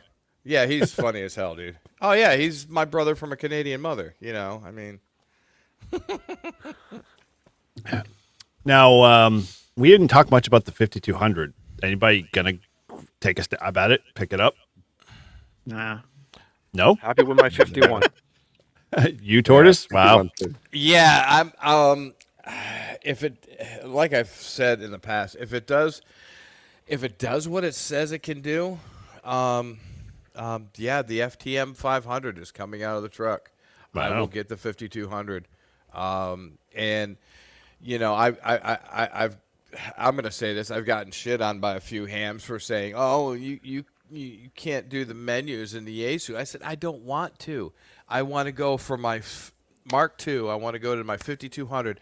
I want to have the same interaction with my radios." And Icom has finally figured out that let's have the same interaction ish between the radios all the way across the board. So when you go from one radio to another, you know what you're looking for. Excellent point. I mean? I'm hearing birds, and I'm like, what the hell is this? Right. Tortoise is absolutely right. Because I like the I like the FTM 500, but when I come in and sit down to the 991 Alpha, guess what? It's totally different. And I want that across the board interaction. That's me. And yes, I can operate menus. Yeah. Okay. You're rubbing me the wrong way when it comes to Icom and their menus, because here's my problem with Icom and having all of their buttons and pictures and everything very well laid out. When you get in the FT891 world, I don't know about you. And Izzo, maybe you can answer this question, Shannon, and I think Matt, you got an 891. I've got an 891. I know you got an 891, but I'm saying, how many times do you go into that menu? How many times do you use the quick key features, program the quick keys more than once? Okay, once, but when I go from ATOS to no ATOS, I have a cheat sheet. I know exactly what I have to do. Yeah, so I have sped up the operation. Right. It's usually one menu setting, and if you remember 15-5, I think it was 6. Right. Remember what it is. You can turn it off. But guess what? With Icom, I didn't have to do that. You have to go 3 levels deep, so what's the difference? You know? I don't care, man. I like my Icom. I like my Icoms. So, this is what I'm gonna do. I'm gonna have to get myself my hands on either a 7300 or something, and I'm just gonna do a side by side comparison of the 710 and do the same functionality and see how many menu depths it has to go down. When you come out here to Arizona, we'll set up. I want to do that before that, but yeah, just so I can. We'll set up radios side by side, and I mean, because I've got the 991 Alpha and the 7300 Mark II sitting right here on the bench. And they're totally different radios, but you go from the 991 Alpha to the FTM 500. There should be some linearity, and there isn't. No Yaesu radio has linearity between each radio. I'm just saying. Every time they come out with one, it's a complete user interface change. So where was that post? Yeah, that is 100% true. I saw that on Reddit somewhere. Scout is so funny. Scout, you're right, Scout. Yep, exactly. Yeah, I saw that one. Granted, I find it funny that people are so hung up on menu settings, but a lot of times, if you put someone in front of an Icom and they can't remember what the menu settings were, they're still going to hunt and peck until they remember their muscle memory. It's the same thing with Yaesu. But it's not the menu per se. It's the linearity between the models. When you go boom, you say I mean, even my IC 7000 looks like my 7300. But that was in the same generation when they decided to standardize. But but that's what I'm saying. Why can't Yaesu just do that? Why can't Yaesu have a linearity across the board? Well, let me enlighten you. Their VHF UHF line is getting more like that because their parity feature functionality is probably the same across their 500 to the 510 to the 310. All of those, except when you get into the full display, like the what I call the slim line display. So like 310 probably falls in that. But yeah, their feature parity is getting better. It's not like consistent all the time, but they're improving. Not to say that I want to improve. But guys, you know what this is really like? You talk to a guy who drives a Chevy, loves a Chevy family, had a Chevy, he's worked on his Chevys and this and that. Yeah. All of a sudden, the guy with the Ford says, look at my Ford. The guy with the Chevy says, absolutely not. The guy next door has a Dodge. And you just go round and around and around, but the bottom line is for whatever reason, how our brain processes the process to go into a menu or whatever you want to call it, a button. I personally have found that Icom has done exactly what I want to do, and it does it. The Yaesu makes me that button on the bottom left-hand side of that 891. Do I hold it down? Oh, wait a minute! I'm going to change bands. I got to hurry up. I can't. Am I right, Tortoise? I don't disagree with that. How old is the 891? That's an old radio. They've gotten much better with the menu. Don't they still market the 891 or just 891 was produced in 2016, so it's not that old. Yeah, it's not that old. But regardless, though, these are these little things that other radio, just like the guys who are going to debate a certain topic, Ford versus Chevy versus Dodge, and then all of a sudden the guy with the Toyota is going to come in and say, ha. I don't have that. Speaking of Toyota. I will not disagree with you that the menu on the 891 definitely leaves something to be desired. But, even the screen on the 891 is just ugly. The 891 is not what I would have picked for my You really? You don't like radio. That from a cosmetic? You don't like it? The 891? Yeah, why? I think that's the best thing about it. It's basic. Black and white, you can actually see it. Yeah. No, I want the color. I want the waterfall. I want the niceness. She's not retro. Yeah. See, well, you're an example of a newer ham. I'm retro analog about some things, right? Oh God! Izzo and I struggled in the dark ages with monochrome displays and frequency counters. That's all we had. We had no waterfalls. Yes. In 1989, my first 2-meter radio had a number and a dot. There was the little tabs that flipped. Right, and the toggles, and there was no such thing as 146. It was either a 6. It would start off as either a 5 or a 6 or a 7. Yep. And it was a decimal point. There was no such thing as a big full display and all this other stuff. Sure, I get it. We lived And it. we had to walk. And we had to walk to school in snow. Uphill, So, both Uphill. ways, Both with ways. cardboard in your shoes, right? Yes, If you were and- lucky, you had shoes. I walked and- uphill both ways to school. Living in Pennsylvania, you have to go down up and down these Yes. hills and climb the Oh, hill yeah. to the high school. We couldn't afford Wonder Bread. We had the IGA bread bags in our booths, and the kids laughed at us because they said, "You're the poor kids. You're the poor kids. We have Wonder Bag. We have Wonder Bread." But it is what it is, and everything.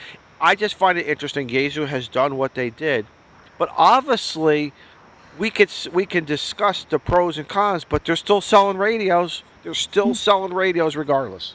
I got an buying idea. Oh, we lost Chris. yeah, Hello, Chris. I was just Yeah, gonna translate, where'd he go? like, hey. And Eric Come back, says, Chris. like, the 891's from 2016. It's not that old. But, like, would you use a cell phone from 2016? Okay, technology has moved on vastly. Depends on how old you are, Shannon. leaps I know a and lot of. bounds. My dad wants his old phone back, flip phone in 2016. Dude, if I could have my StarTAC back, I'd be happy. Consumer Cellular is selling them now too. I know, Those flips. You guys all want your Nokias. Yeah, Nokia's, yes. Nokia's, Nokia's. I want my what the heck was Blackberry. yeah, no, BlackBerry, The BlackBerry? yeah, maybe. But what was the one with the was it Nextel? Nortel? Yeah, Nextel. that's it. Nextel. Yeah, Nextel. Oh, I love those. Nextel Quick Connect. The Quick Connect. There he is. Oh, Absolutely. maybe. almost there. Oh, wow. Almost. You guys Yeah, there yet? but You went offline. But you got to realize, do you really want a cell phone named after a company named RIM? Maybe. Depends on what side of the fence you're on. Baby. 360 motion. But yeah. So changing bands on the 891 is definitely like not the most pleasant experience. But other than that, I don't go into the menus on that much. But I will agree that the menu system on that radio is probably the worst out of any of the radios that I own, which are all Yaesu's. And the only reason why I got the 891 was because at the time that was really the only option that they had for like a true mobile HF. 100 watt, yeah. Yeah. Yep. It's like, Well, the funny thing is we're all barking about like the features and functionality in the radio. Like we always forget, like we buy these radios for the purpose of actually using them in the bands Right. we want to use them for. And like, Right. that's really where we should be looking at like, oh, does this have a better, structure, receiver or, transmitter. more But clean. we never talk about that. We're like, oh yeah, well, I want to make sure my menu looks right.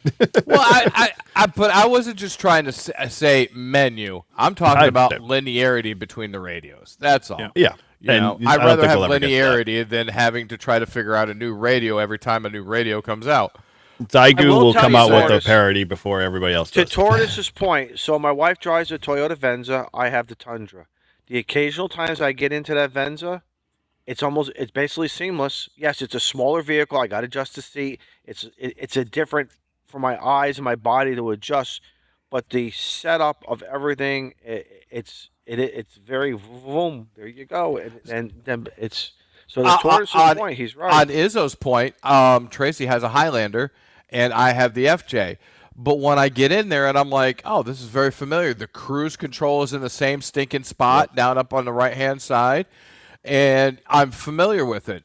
It's got the stick shift on the column, and I'm like, I get in and there's some linearity between the models, even though they're two generations apart.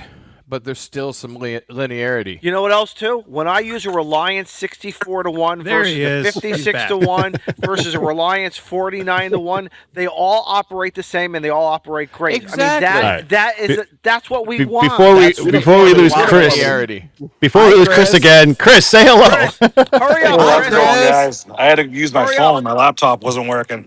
Oh, What- jeez. So what the Now we got hell him full did you view. do, man? Did you get a haircut? Oh, yeah. I had to go to Canada, so I had to make myself look presentable to go over across the border. Wow. No, he got them all cut.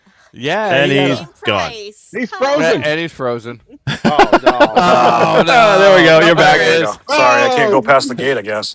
Don't move around. You need a Is bigger that, antenna. is that because of the bracelet on your ankle, or No, that came off.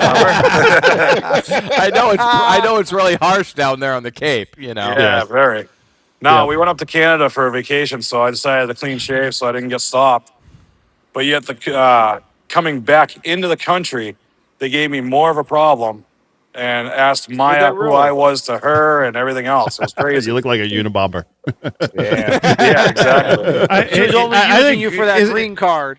Yeah. Right. Is Chris our equivalent of beer snack on Clubhouse? Yeah, It could be. Randomly popping in. Randomly popping. Well, I popped it But he on doesn't run our laptop, it finances wasn't because we working, have none. So now I'm on my phone.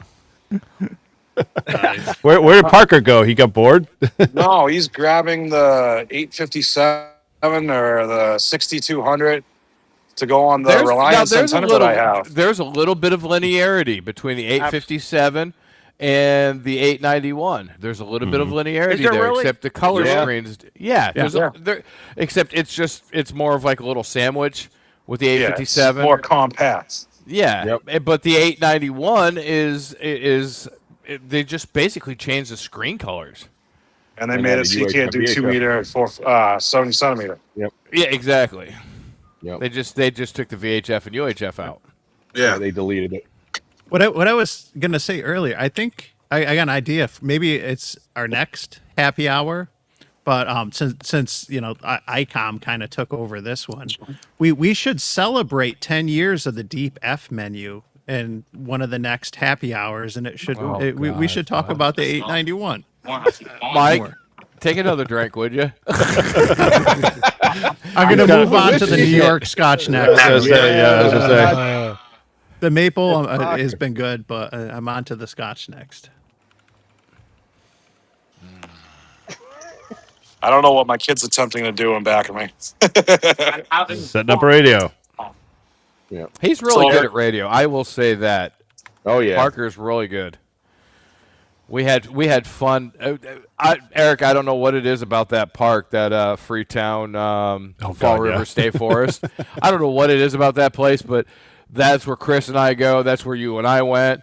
And yes. I don't know. Yes. Thank you, Scout.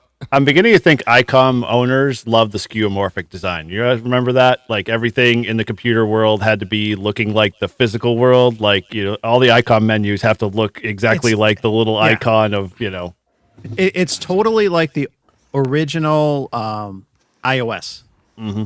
And then when they changed up iOS, and I'm sure this is going to happen with the Icom, at some point they're going to, whether it's just updating icons or changing some stuff. But when Apple did that, and they went away from the skeuomorphism. Oh, you have to have an extra one. Okay, then 5 watts. It was a big departure, but I think it worked out well. But there was an adjustment there for a lot of people. You get used to your phone or your radio, something you use regularly. All of a sudden, things change, and yeah.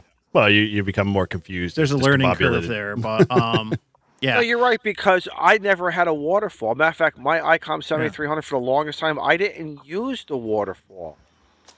And now I do, but sometimes I want to not use it. I want to go back to what I call the old school way of really just using that VFO. Who cares what's happening 30 KC, whatever. Just, I don't know. The waterfall, I think it's a great feature.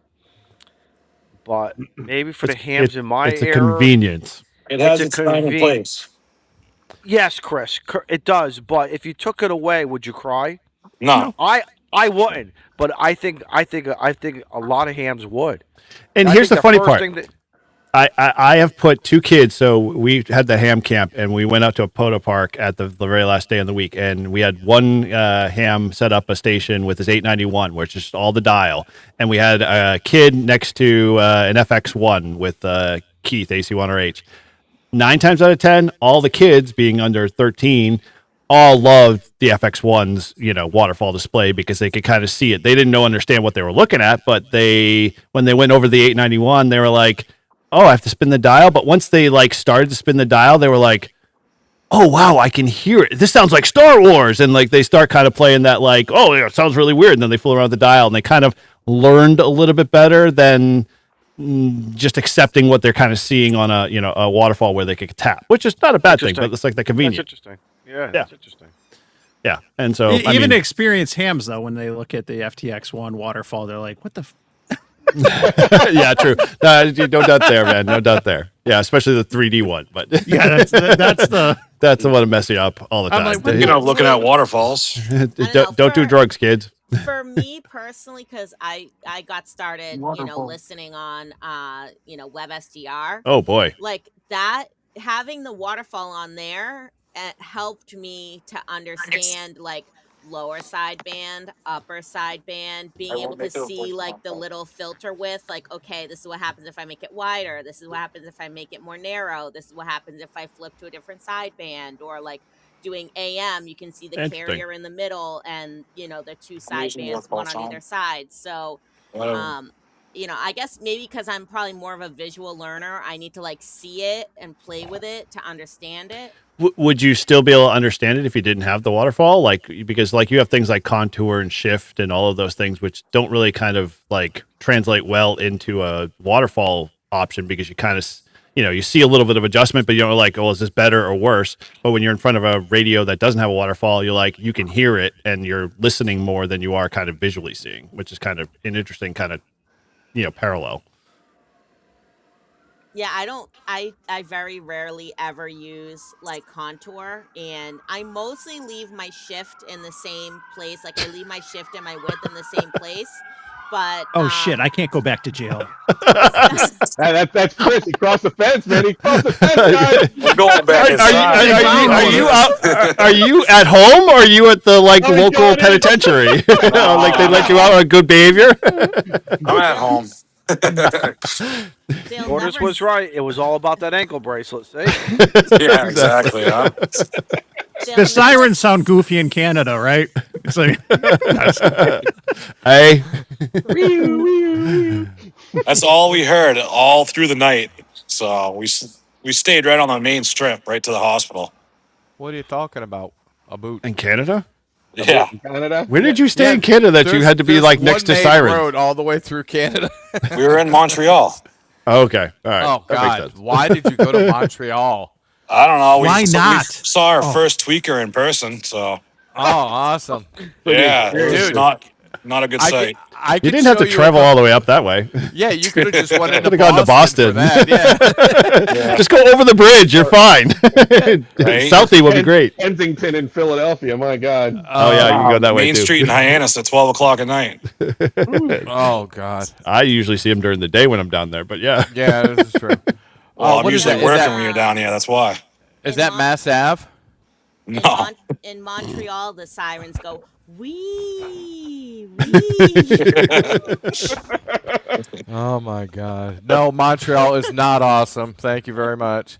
Hey, the food's good though. It's been a while since I've been up that way. Hey.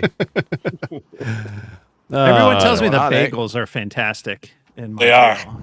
And That's kind of weird coming from Bagels. someone from New York. I Yeah, hear that I from New I Yorkers would too. not Like and expect I won't lie. Montreal Like to have good bagels. I hear good pizza in Connecticut. Like and that comes from New Yorkers too. That there's some good pizzerias and stuff in Connecticut. There's some Hell really yes. good pizzerias in Connecticut. I will Yeah. I will give you that, but there's a couple places out here that says authentic New York pizza, and I was like, bullshit. Yeah. I went in there and said, Arizona? Oh, man. This is horrible. Yeah.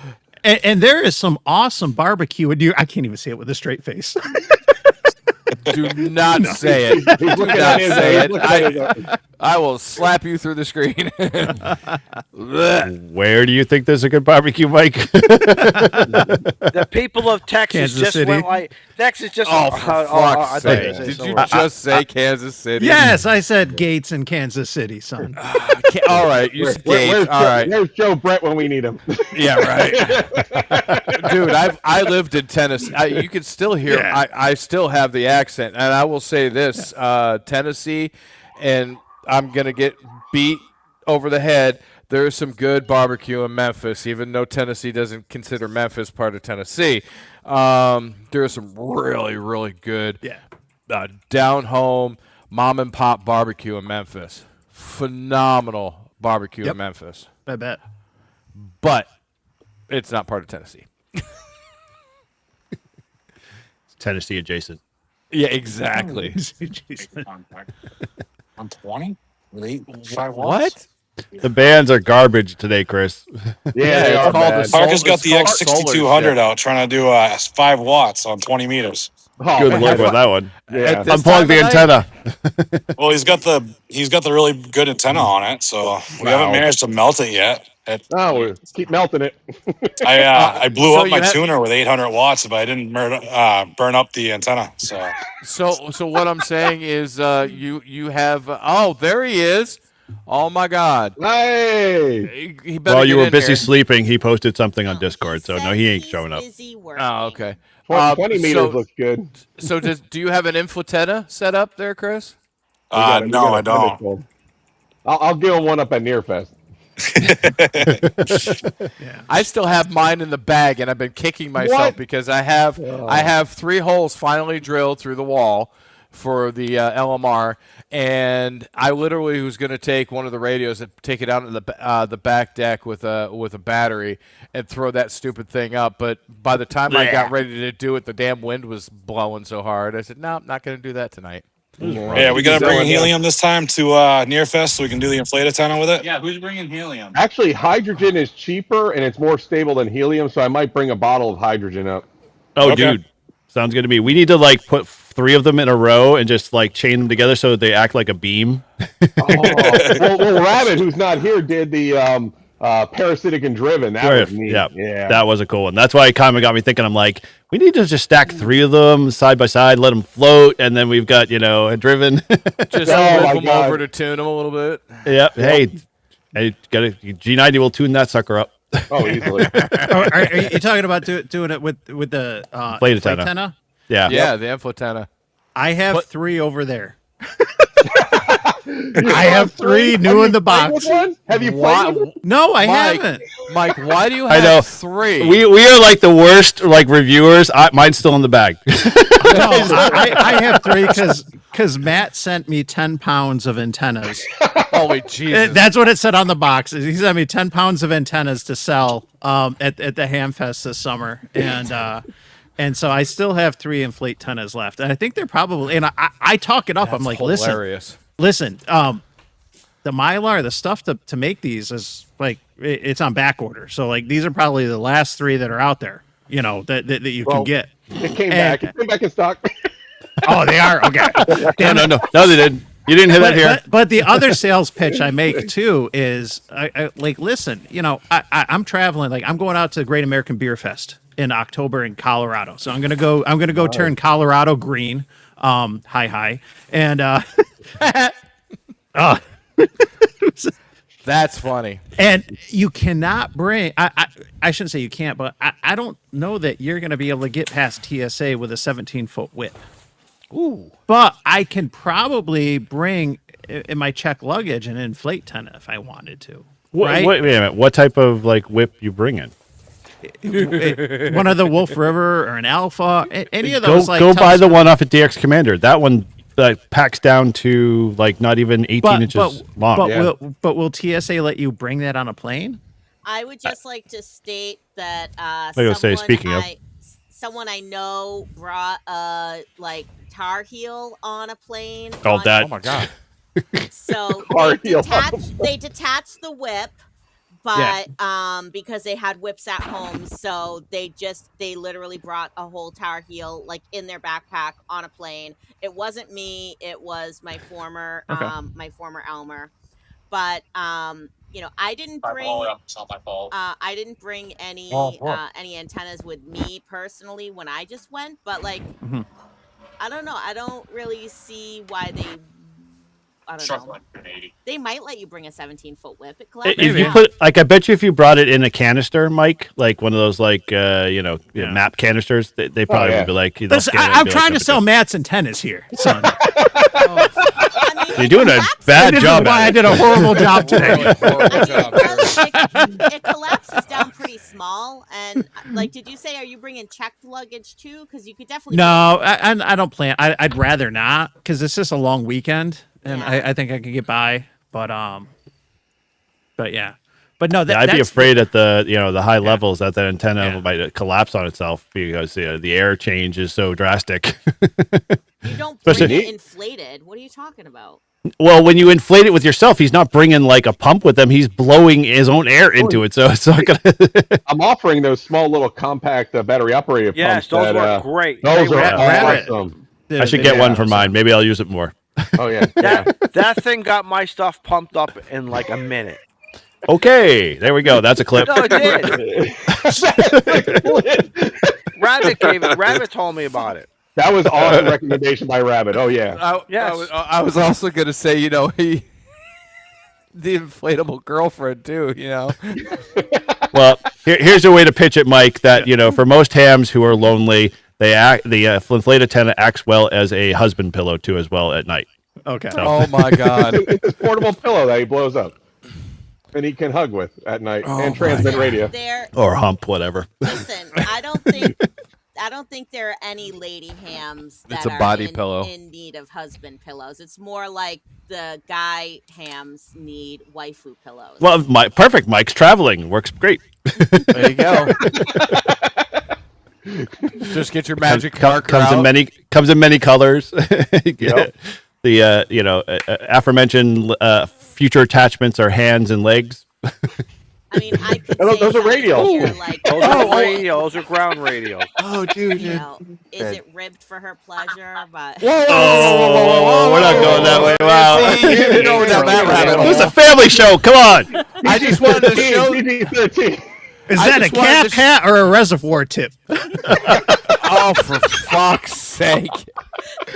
Have a good night, everybody. There goes my algorithm, and once again, and I didn't say it. No, I just wanted to show that look, Julie is going to be putting an antenna on a weather balloon tomorrow. Ooh. That's cool. What, the kites just weren't enough? You have to go harder? Yeah, go higher. Go harder or go home. Nice. Nice. What? Is it going to be a pink balloon? Is it going to be a pink balloon, Julie? or did she Whiskey bedazzle Charlie it? Juliet Lima. Bedazzle. That might weigh it down there, Shannon. Charlie Juliet Lima. Ooh, the bug out's making a trip. Woohoo! Woohoo! That'd be awesome. Just make sure you anchor one end. Remember that. Charlie Juliet Lima. Learn from your kite experience. Where the kite took off, the antenna went with it. Oh my god, that was actually kind of hilarious. That was That hilarious. was awesome. Lots of replays by me. I wish we saw that video of them chasing it down, but it was definitely a jump to go, oh my gosh, it's gone. It's all good. Whiskey 8 Charlie Juliet Lima. He's actually making contacts. Wow. Cape's busy. Well, Well, it's he's a Cape, I'm trying sure. to on a 6200. On. Wow. 5 Put watts. the XPA amplifier on there. There you go. I sold that. Whiskey 8 Charlie Juliet Lima. You got to make him suffer in the What dark times. What frequency is he on? Well, he has 600 watts to his 7 fingertips point something. downstairs, but he chose over here. Nice. Well, that's 'cause where Dad frequency is he on? I have 100 watts. True. Yeah, 40 meters. I'm is guessing he's great. on 40, but 40 looks awesome right now. It's the only band that looks Whiskey decent. 8 Charlie Juliet Lima. Are you gatekeeping, Matt? Man, Why is it so dark? Because it's dark. you need a Because it's light. nighttime. Pull out the mag light. Yeah. It's 7 o'clock. What frequency, Chris? Almost 8 o'clock. Yeah. Yeah. Got my camera. There we go. Whiskey 8 Whoa, Charlie God Juliet bless. Lima. Chris, Hey. tell everybody what frequency. What frequency are you on? 7.271. It's Ohio. So pick one that you don't have anybody on. There's no one on it. So pick a frequency that's open. Is the frequency in use? Is the frequency in use? He's on the frequency that he's using. Yeah, Yeah, I'm with like, 5 isn't he watts. I calling- don't think anyone's isn't gonna he hear me. calling CQ on a frequency? He's using Yeah, go well, up he a was little going bit to. more so you get into the AM window. Trust me. That's how They you make like contact, that. Chris. That's how you He's make at contact. 7.282. 7.282, guys. 7.282. Put it in chat. Get the kid a contact on 8 watts, 5 watts. 7.28. Let me see if I can hear him on the SDR. You're out of band for Europeans. We got yelled at, my son and I, last year, this time. We were doing a POTA on 40 meters. And I just picked a frequency up higher because it just happened to be where the antenna tuned better. And Yeah, we were like around the AM window, but I called out for a bit. Like, is the frequency in use? The frequency in use? Ben and I are activating, and then we get like partway through, and then some like jackwagon comes on. He's like, "There's a net that's going on AM on like 7.89. You need to," and it's like, it cursing, and I'm like, "You got to be kidding me!" Like, my son and I are on. I got my other kid in the car, and you're gonna like get on and like not even ID. And start like trying to read us the riot act or whatever. We just kind of went through and we finished up, but it was like, CQ. On one hand, I'm thinking, and I hate to say it like this, but with what I've done with some of the AM POTUS, I probably raised like a lot more awareness and encouraged more people to give AM a shot than anyone else, right? And here you're coming on and you're going to yell at me and my son because we're like in the AM window on a frequency that no one's using. Like, it's like, all I want is, if you want me to move or whatever, just give me your call sign. Just give if you're polite, give me your call sign and ask. Number one, I'm going to log you. I'm going to log you, and then I'm going to move. It's very simple. Exactly. Get that extra contact. Yeah. Yes, Mike is right. That's what happens when you ID every 10 minutes. That's what happens. Yep. Yeah. Mike, I've got a question for you. Out of the way. I'm a sad ham. I said it. Mike, I got a question for you. Are you now or in the future going to get a 2-meter and a 6-meter Gonset Goonie box? I don't know what a Gonset Goonie box is. You don't know what Gonset is? But dude, you're from New York the most State. that I know is that Goonies never die, so I'm sure that it's like a lifetime investment. Like, so, dude, you surprised me on that one. But Mike, you surprised me on that one. New York State races, Cold War, Goonie boxes. Oh yeah, Gonset communicator 2. All right, yes, the 2. I'm learning. Hey, I'm humble. It's it's a little box. Okay. It's got crystals on the front. They're the big box crystals. They're not the little crystals. And they're AM only. Okay. And you can get them in 2-meter and 6-meter. The civil defense were yellow. The regular Gonsets were silver and brown. Silver cool. with brown lettering. I also saw some blue ones, but yes. Yes, I have seen blue. But you want the yellow. The yellow means the yellow is cool because it's got the civil defense on it. Yes. Nice. I'll have to. That's cool. Like, I'm gonna look into weren't this. They like 25 or 50 watts too? I don't remember. I just remember AM blowing out everyone's channel TV too. Oh yeah. I had one for the longest time when I first became a ham, and I do not know why I got rid of it. We used to. I put one on a TV antenna.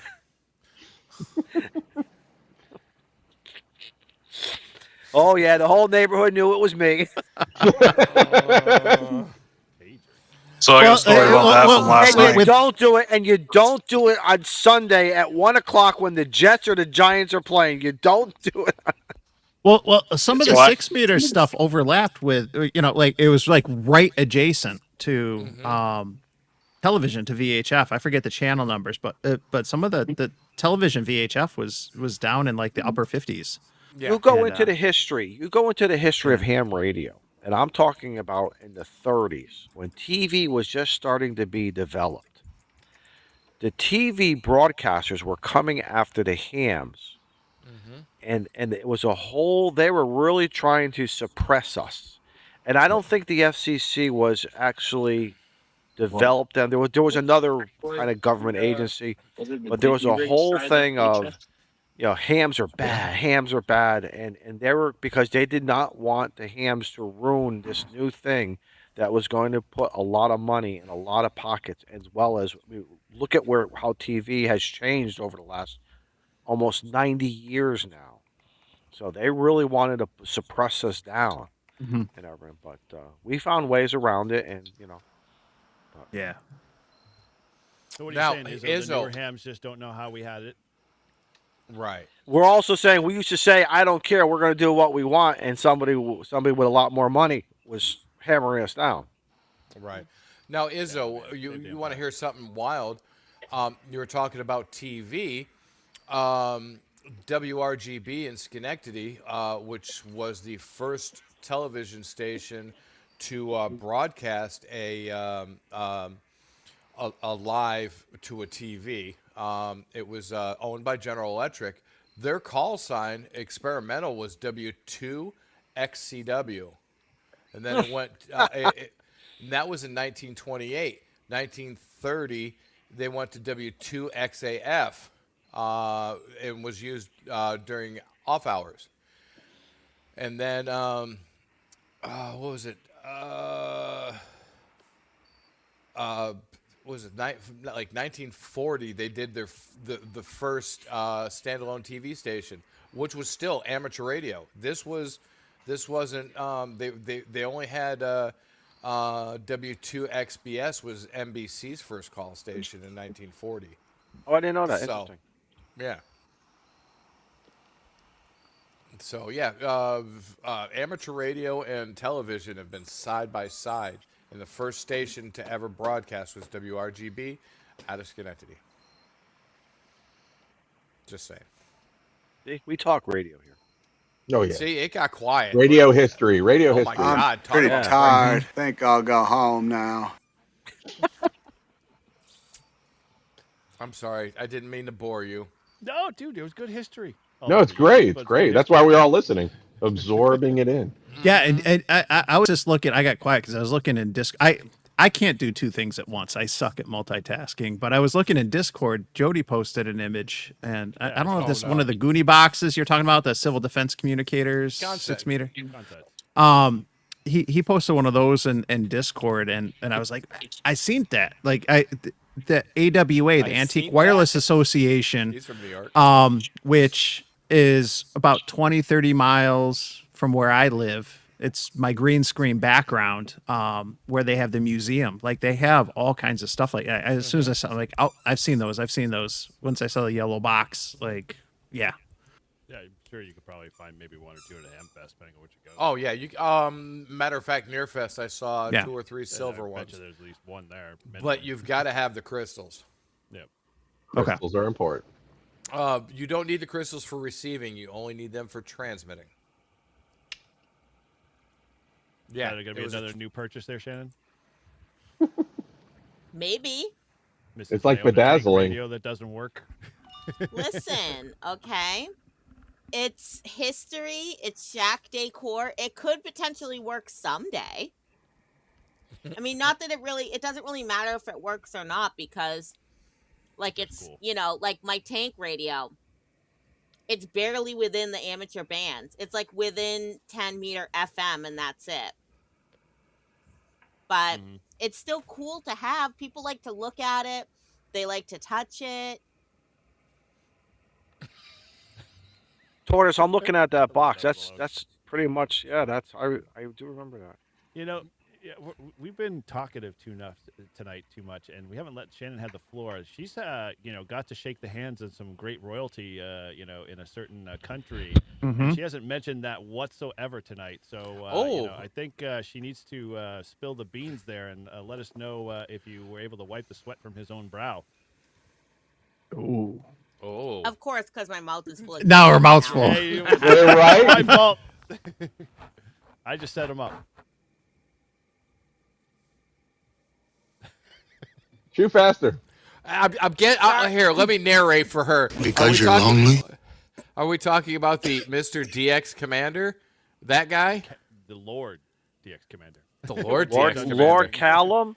You met Lord Callum? Oh my God. So we're going to shove as much as we can up in there. Oh, yeah. Oh. I love it when We're Kevin. going to try and tap some in there. Tap it in there. He was tapping the tip.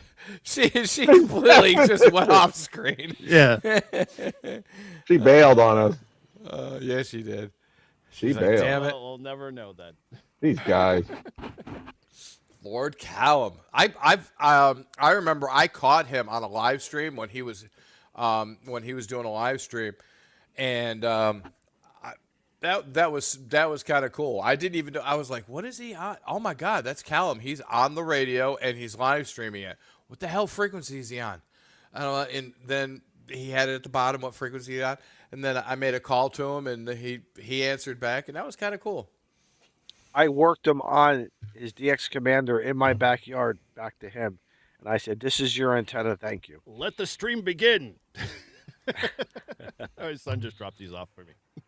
Oh, I was gonna say, holy smokes! Are they cold at now least? My favorite kid. Oh, they're heck cold. Yeah. Okay. You are now my favorite kid. All right. There she. Okay. Sorry about Proof that. of life. Back. It like went down the wrong tube. No, I was eating my British candy, my Quality Street. Getting diabetes. Yeah. Diabetes. My second favorite one, Whiskey 8 because I Charlie already Juliet ate Lima. all of my What's the first rest of yours? favorite one. So my first favorite one is the coconut eclair. Wrap, which goes from like narrow to Now big. I was just having the fudge. But yeah, so you know, I wasn't gonna mention it because we were kind of talking about other topics. I know some people are like, you know, oh, it's the Shannon show. She just always talks about herself and all this stuff. So, you know, I wasn't going to talk about it unless it came up. But for those of you guys who, you know, just make it short. That's all. Oh my God, I can't make it.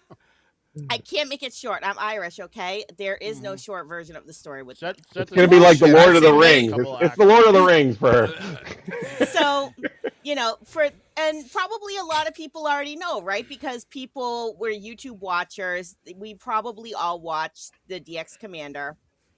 So, you know, and people actually, so I checked into like the 2 meter, 6 o'clock net on the Gloucester repeater the other day. Yesterday, I think it was. And somebody actually said to me, now I hardly ever check into this net, so nobody there really knows me. And they're like, oh, Shannon, you were in the DX Commander's video with your son, Miles. That's so cool. How did that happen? Is he a relative or something? And a relative, wow. So no, you know, I'm not related to Callum. I wish I could say that I was, but I'm not that cool. But he has, you know, an open house every year, I think, for at least the past 2 years. I'm not sure how long it's been going on, but it's called DX Fest. And all you have to do is you just go on his website, you RSVP, because he wants to know approximately how many people are going to show up. So we RSVP'd. And we showed up, didn't really know what to expect because I had never seen any videos about it before or anything like that. But, you know, he had like his little workshop open. He had his antenna field open. He had his shack open. So I was able to meet him, take a picture with him. He was really nice to Miles because you guys all know how Miles can be. So Miles was very interested in the heat shrink tubing. He wanted to like play with the heat shrink tubing and the bungee cord. So Callum gave him like a bunch of heat shrink tubing and bungee cord and a cardboard box to play with and build stuff out of. And then at the end, when he was having his big raffle at the end of DX Fest, he let Miles, you know, pull all the numbers out for the raffle, which Miles was, you know, really excited about. And then he actually did. I told him, I was like, pull Mike's number. And then he didn't pull Mike's number for any of the big prizes, but he did end up pulling Mike's number to win a mug. So that was cool. And then he gave Miles a hat. So Miles was excited about that because he loves a good hat. So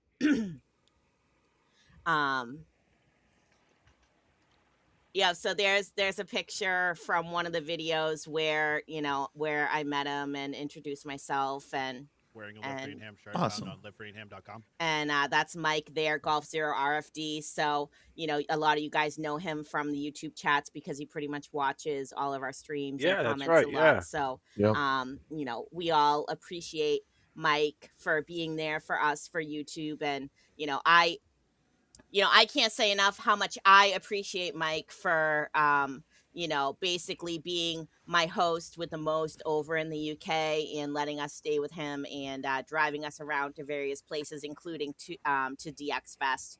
So, you know, super appreciative of that. But, you know, that was just one of the many things that we did when we were over there. in England. And if, for people who follow me on Facebook, you probably saw, a lot of pictures that I posted of things that we did, starting all the way back in June with Tank Fest and, ending up in, ending in August with our trip to London. So Shannon, what did Miles, is that the stuff Callum gave Miles, or is that just something different? I was just curious what's yeah, that's the cardboard box that Callum gave Miles that, he kind of made a little handle there using the heat shrink tubing and the bungee cord. Sweet. Cute. Ham harder. Shannon, from this point going forward now, we're going to call you Lady Shannon. Lady Shannon, because you have been knighted. We don't have any knighting privileges whatsoever. We'll work on that. They don't get swatted with a sword. They just get handed a little book. You are now the lady of the house. We'll pull out the detox. Yeah, I throw my 2 cents in here because I wasn't reprised of any Sorry, of Tortoise. the fact that she was going to go visit Callum or whatever, and so I'm sitting on the couch on a Saturday afternoon, watching DX Commander because that's what I usually do, and all of a sudden I'm looking down at my phone, researching something, and I hear in the back of my ear like her voice, and I'm like, what the hell? And I look. You're like, I know her. I catch 2 seconds of the tail end of it. I'm like, what the hell? So I rewind. And I'm like, okay, that's it. I'm going to go post this on Discord because this is rude of her not to tell anybody else that she hung around with Lord Callum. Well, right? It's like, like I said, it was a surprise. So, I pre-registered. So, but you caught her. RSVP. But I registered literally the weekend before it was. Boy. So, and even then I was like, okay, I registered, but that wasn't a guarantee that we were going to go. Cause like I said, so it was like an hour and a half drive from where we were in Uxbridge, which is, sort of a western suburb of London. I know where Uxbridge is. Isn't that in Massachusetts? That's like saying, I got tickets to Disney, but I don't know if we're going to go. Yeah. Typical hams are always like that. I just RSVP'd in case we were going to go, and then so we you did just end up took going, it. So. What? Okay, so you RSVP'd. But what if you didn't go? You took a spot away from some poor kid. I don't think there was limited numbers of spots. Nice try with that.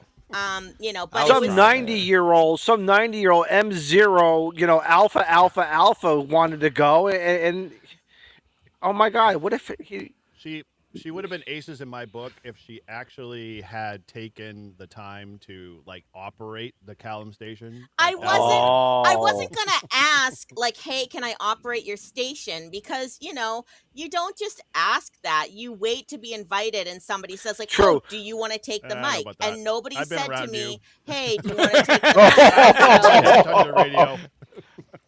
So. I wasn't. Did you have to say, Miles, get away from his antennas? Miles, get out of the antenna field area. So I mean, you were allowed to walk around the antenna field. He actually did a demonstration where he did a demonstration where he tipped down the really big mast and then I saw that, put it back up. But I did have to be Miles, you need to walk around carefully. There's guy lines everywhere. Obviously there's, coax on the ground. It's stapled down into the ground, but there is coax. Oh, that would have been cool. Callum giving your son putting on a Band-Aid and everything. That would have been so cool. Oh yeah. So cool. And you're invited next year.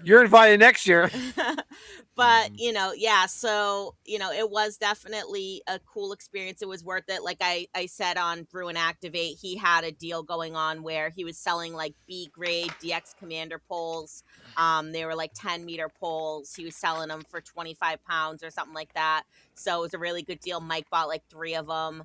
I probably would have bought something more, but I couldn't really get it home. My suitcases were already full. The poles are too big to fit in the carry-on. So I bought a t-shirt. I actually have here, we ended up getting a mug because what happened was Mike bought so much they gave him a mug for free, and then the mug that he won from the raffle he gave to me. So we have matching DX Commander mugs. Nice.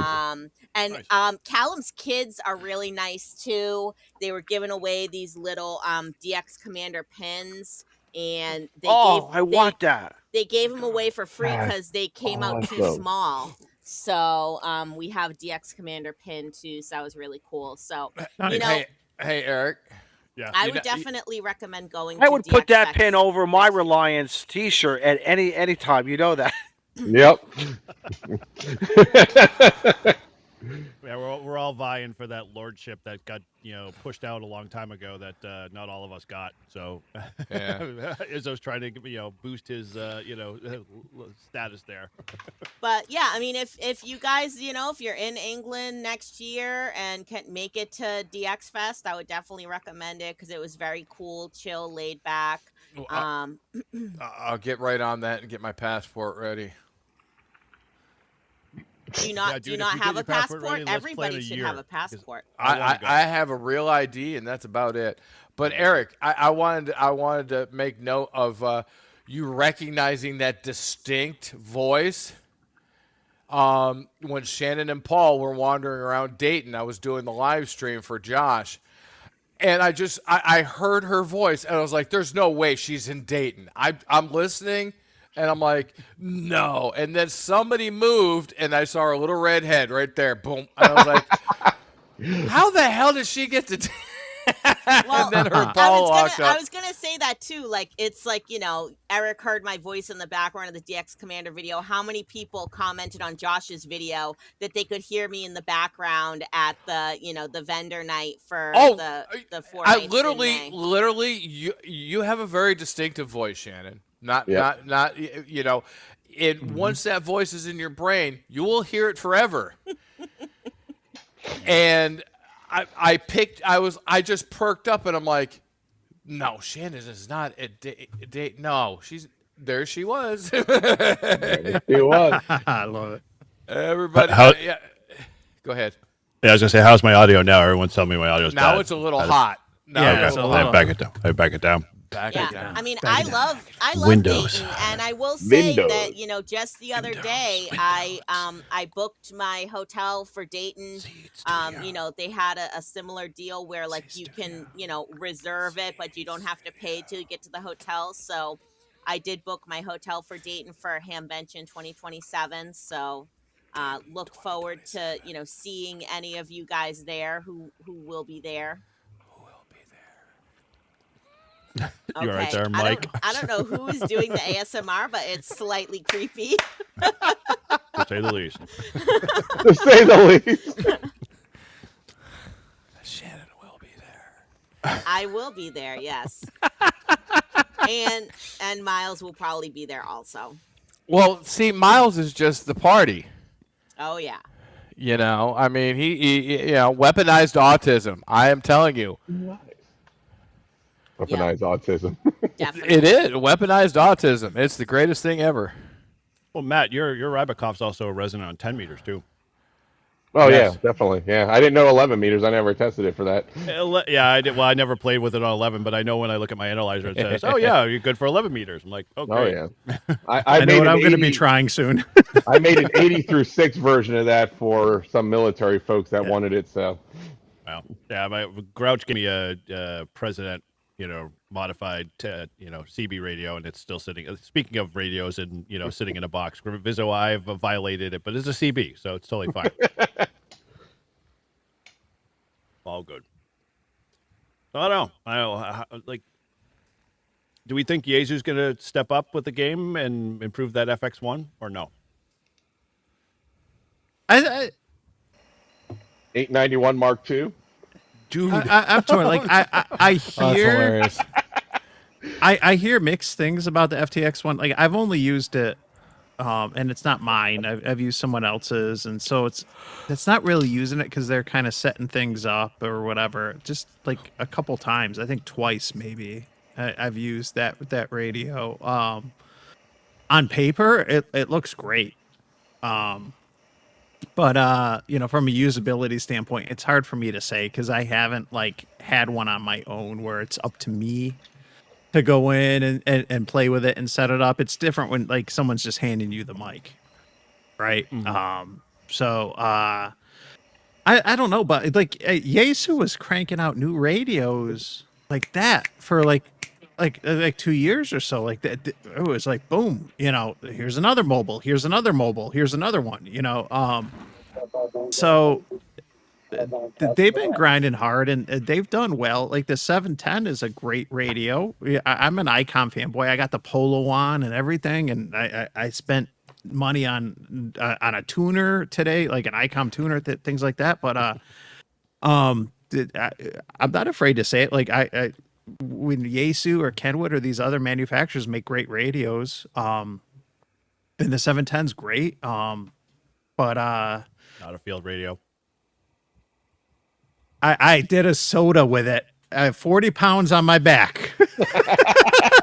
Well, all 10 of that was all that for 1 point, right? But no. It's hard to say. Like, I don't know that they need to step up there. From my perspective, and maybe everyone's unique in how they operate or what they prefer. When I look at for me, outside of the humorous stuff with the interface between Icom and Yaesu, when I look at them from what my interests are, I see APRS on the Yaesu side, and then on Icom I see the band side. I see Icom doing stuff still in production for 1.2 gigahertz for 23 centimeters, and I see Icom with more options for weak signal modes on VHF and UHF. I see the 905 for the microwave space and stuff like that. For me, that's where I see the differences. Like I love to make fun of the menus and all that and everything, but at the end of the day, like there's a lot more going on, and Yaesu's receivers are fantastic. They are. And the RASP, the ASP on the VHF, UHF mobiles. Oh my gosh! Like Todd likes to use that setting to get rid of the Baofeng people that talk on the repeaters because it just drowns them out. If Yaesu didn't do stupid stuff like have like the mic jack be underneath the radio, like they do on the 3185 RASP, which is their 2-meter 85 watt mobile with the RASP, like it's like, oh my gosh, like that could be so much fun to play with, because I do a 2-meter simplex net now monthly and stuff on FM, and so to have 85 watts, I did the last one with a 70 watt Radiodity one. That was got a 120 mile check-in from Hamilton, Ontario. Dude, you are like too blessed to like. You're like blessed in the VHF UHF land. Like New York is just like no matter what you like, you could like literally sneeze and you would make a contact on VHF UHF. Well, there's New York is full of VHF UHF contesters. Yeah. Some of the biggest contesters. There's in the two world things. We have that ham density, which is important, and I'm sure I don't know what Chris was using when he checked in. What his antenna setup was. I had a J pole 20 feet up. And a 70 watt mobile, but we're right on the lakes, and so Tropo could have been involved too because it's that time of year. So maybe he was making the trip 120 miles with Tropo, or maybe he was throwing 500 watts into multi-element, But at the end of the day, too, I'm making the trip to him with 70 watts and a J pole antenna. And so it was rough copy, but still we got it done, and that's cool. But we have that density. But the other thing too is the conditions. We're on the lakes, and you do get the tropospheric ducting and stuff like that. But you have that ham density in North Texas too, being down there like in where Jason and Tank and Robert Digital Rancher and all those guys are. I've been down there too, and they have 2-meter simplex nets, and they have a really dense, ham network down there too. And if you want to talk to people over simplex, you need people to talk to. And they need to be within reach, right? And so you need that density and you need the conditions, and they're not far off too. Like, I mean, North Texas is certainly not wherever the Galveston. Like, it's not on the ocean or anything, but you at least have the density, and then you get further south in Texas, you at least you can get some of the tropo from the Gulf and stuff. But that's my take on it. What's nice about New York, Mike, is it is ham dense, and it's. I would say New York has some of the biggest DX contesters when it comes to VHF and UHF, and one of the world-winning VHF UHF contest winning stations is Whiskey 2 Sleepy Zebra W2SZ RPI, the RPI College. And Rensselaer, they go to Mount Greylock every year for both contests. The September contest and the June contest. They go up to Greylock, and they used to win the world. You could go into QST and look at the results, and every single contest they would win it. And they had bread vans and weird vans. I did a little video. I went up there. It's on my channel. Dude, they have some crap. Who the hell was that? What happened? Yeah, okay, that was Eric. They had. That was that. Oh, that was me. Okay. I'm Mike. He was trying New to York pop Scotch. up the bottle. Okay. I was like, what the hell is that sound? But they do a Mike phenomenal removing a job plug. contesting. That's a band opening right there. Yeah, right. Exactly. Band opening. 2 meters is now open, folks. But yeah, they do a phenomenal job. And WA2 AAU Dick Fry, he's like 1,000 years old, but he still goes up every single contest, and he is pulling on antennas. He's in his 80s. I remember when he was my height. Now he's a lot shorter, but phenomenal ham for keeping that club. I knew that was eventually going to come from Scout. Yep. Thank you, Scout. Ham harder, man. Ham harder. Hey guys, I gotta hop out of here. I gotta be up early for work. Bye, Don. Good to see you, bud. Fun as always. Thanks so much, Don. Before you jump, anything interesting going on Clubhouse this week? Or are we just going to get the usual? We have some interesting people coming up in the month of September.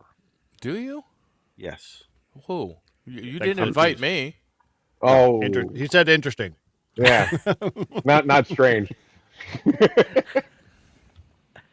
I got a busy week locally here with my fire department and stuff. We're doing a P25 migration, so I'm doing some training and some other stuff. Ooh, that sounds like fun. House is quiet, kids. We got the kids all up to you and the college. missus? Yeah, they're all set. They're all set up. So when's she getting her ticket? I don't know. I really wanted to do some ham radio club station up there but now she's leaving. He's going to be up there for a few more years, but I don't know. It's just so far away. It's not like it's 30 minutes away. But anyway, but Labor Day weekend's coming up. I do have to work Labor Day weekend, but I'm gonna between my antennas, between the 4-wave and the Reliance, I'm hoping the weather is going to cooperate, and we'll just we'll see what happens. But hey guys, fun show as always with my brothers and my sister, Lady Lord Shannon. So, Lady Lord Shannon. Oh God, it's just Lady Shannon, not Lord. Lady Shannon. Well, she's out. Well, now she's somebody with the AI. Where's Jody? Put her in one of those Queen Elizabeth Victorian dresses and stuff. That's what I want to see. With her headphones on. I've already got a phone. Everyone, be safe. Have fun. I don't know which Queen Elizabeth you're talking about, but neither one was Victorian. All right, well, whatever. Somebody listen. I want you like royalty. You are royalty to me now. You've always been royalty to me, but now you're really royalty to me now. So, Thank you, Izzo. 7-3, brother. Bye, 7-3, Izzo. Love you. I got to find this button now. How the hell do I? Oh, there. No, just clap twice. Yeah, there you go. He got it. You want to start wrapping things up? Yeah, What do we you guys can. think? Yeah, I mean, I was gonna. Sure. Go Yeah, ahead. I No, have let more Eric. No, topics. Eric. Yeah, Eric wants to pander. What do you want? Well, I know Grouch is not here, so I don't have to hear his whining and complaining about Oh another my over God. the air. But Matt posted that APRS, OTA thing. Anybody check that out? Oh, No. I have not. I have it saved, but I have not checked it out. I checked out a little. It's interesting to say the Yep. least. I mean, I like Okay. the idea that we're stretching, APRS a little bit because we all know APRS in most of these radios baked in sucks. Yes. And it's cool to see that, there are things that are trying to break those barriers down. So I'm just curious to see if, folks are dabbling in the APRS on the air, initiative. It seems interesting, at least. I haven't tried it. I'm going to hopefully this week, maybe do a video. I don't know yet. I still have a bunch of reviews that I got to get done before, I have a lot of, certain vendors mad at me. The struggle is real. It is, yes. But, from a standpoint of that, I thought it was like, yeah, one more on the air thing doesn't bother me. But, if it's APRS, then yeah, heck, anything to, make K Murder a little bit more mad. That's what I was about to say. Yeah. But thanks Well, for posting it, Matt. the only station you're I have welcome. set up at my house, someone was asking me today at the Hamfest, and I was like, "Not that. The only thing I have set up at the house is a digipeater on 2 meters. Like I have an iGate digipeater set up with the Kenwood mobile and 25 watts and a J pole, and that's it. That's my only permanent setup at the house. I would love to set one up, even in iGate, but I can't because we literally have a iGate digipeater up on one of the tallest mountains. It's literally Okay. and so like you can't, like when I first got in the radio, I said, I'm gonna set up an iGate and a digipeater, and I set one up, and then I got a nice email saying, hey, you're basically causing duplicate packets to fly across the network because the one that's up on Ukanunik is loud and strong, and I'm like, damn it. Okay. So yeah, we don't have a lot, and so I kind of looked at it. It's like this is an easy way to fill the need, kind of fill a gap. And I'm kind of centrally located in the suburbs of like the area, so it works out. Jeez. Only. But go ahead. Sure. Be president. Yeah. I don't care. Just as long as you mention my name a couple of times on my channel. Yeah. I'll give you my vote. Yeah. Well, hey, can all right. I didn't say president of what. That's exactly it. All right, if we are going to start to wind things down, I got to at least say this. So I think Eric gifted some memberships. I gifted some memberships. Matt did. Tortoise did. Tortoise did. And everything. So congratulations to all the new members. And I'm just going to plug this for my members, but I'll give anyone else who's still watching, the 30 something who are still with us, an opportunity if you want to join last minute. I'm going to do a members only live stream with Salty Walt K4OGO Monday night at 8 p.m. Cool. Walt and this is going to be just members only. So it's not for the general public, just for members. I asked my members earlier in the month, I'm like, hey, what do you guys want to do? We've done a hangout, like a Zoom just for an hour or so. And, before, and you want to do a hangout, or do you want to do a private live stream or something? And that's what they voted for. So I'm going with what my members wanted to do. And I reached out to Walt, and Monday at 8 worked for him. So we're going to have fresh water versus salt water, 8 p.m. on Monday night. It should be anytime Walt and I get together, he's a great guy. It's a fun conversation. So I'm sure we're going to be talking about antennas. We're going to be talking a lot about masts, especially now that he's in the process of moving. And if you watch a lot of his videos, you've seen some of the masts and the setups he's got in his new backyard. I'm looking forward to that. So yes, Dale, you have to wear a jacket. Yeah. So only a jacket. If you want to join as a member, this is a good opportunity right now for the $2-3 or whatever my membership is. You can join. You can tune in. I'm gonna share the link tomorrow. After a lot of new members have joined and everything, I'll publish everything tomorrow, and then about Monday at 8. I'm looking forward to that. And if you can't tune in live, you're going to be able to catch that after. It'll still be available for members and stuff. So I'm looking forward to it. It should be fun. There's my plug. My shameless plug. Erecting that big, hard, stiff black mast. Yeah, Grouch called it. Yeah. Grouch with the girth. Girthy, baby. Miss you, brother.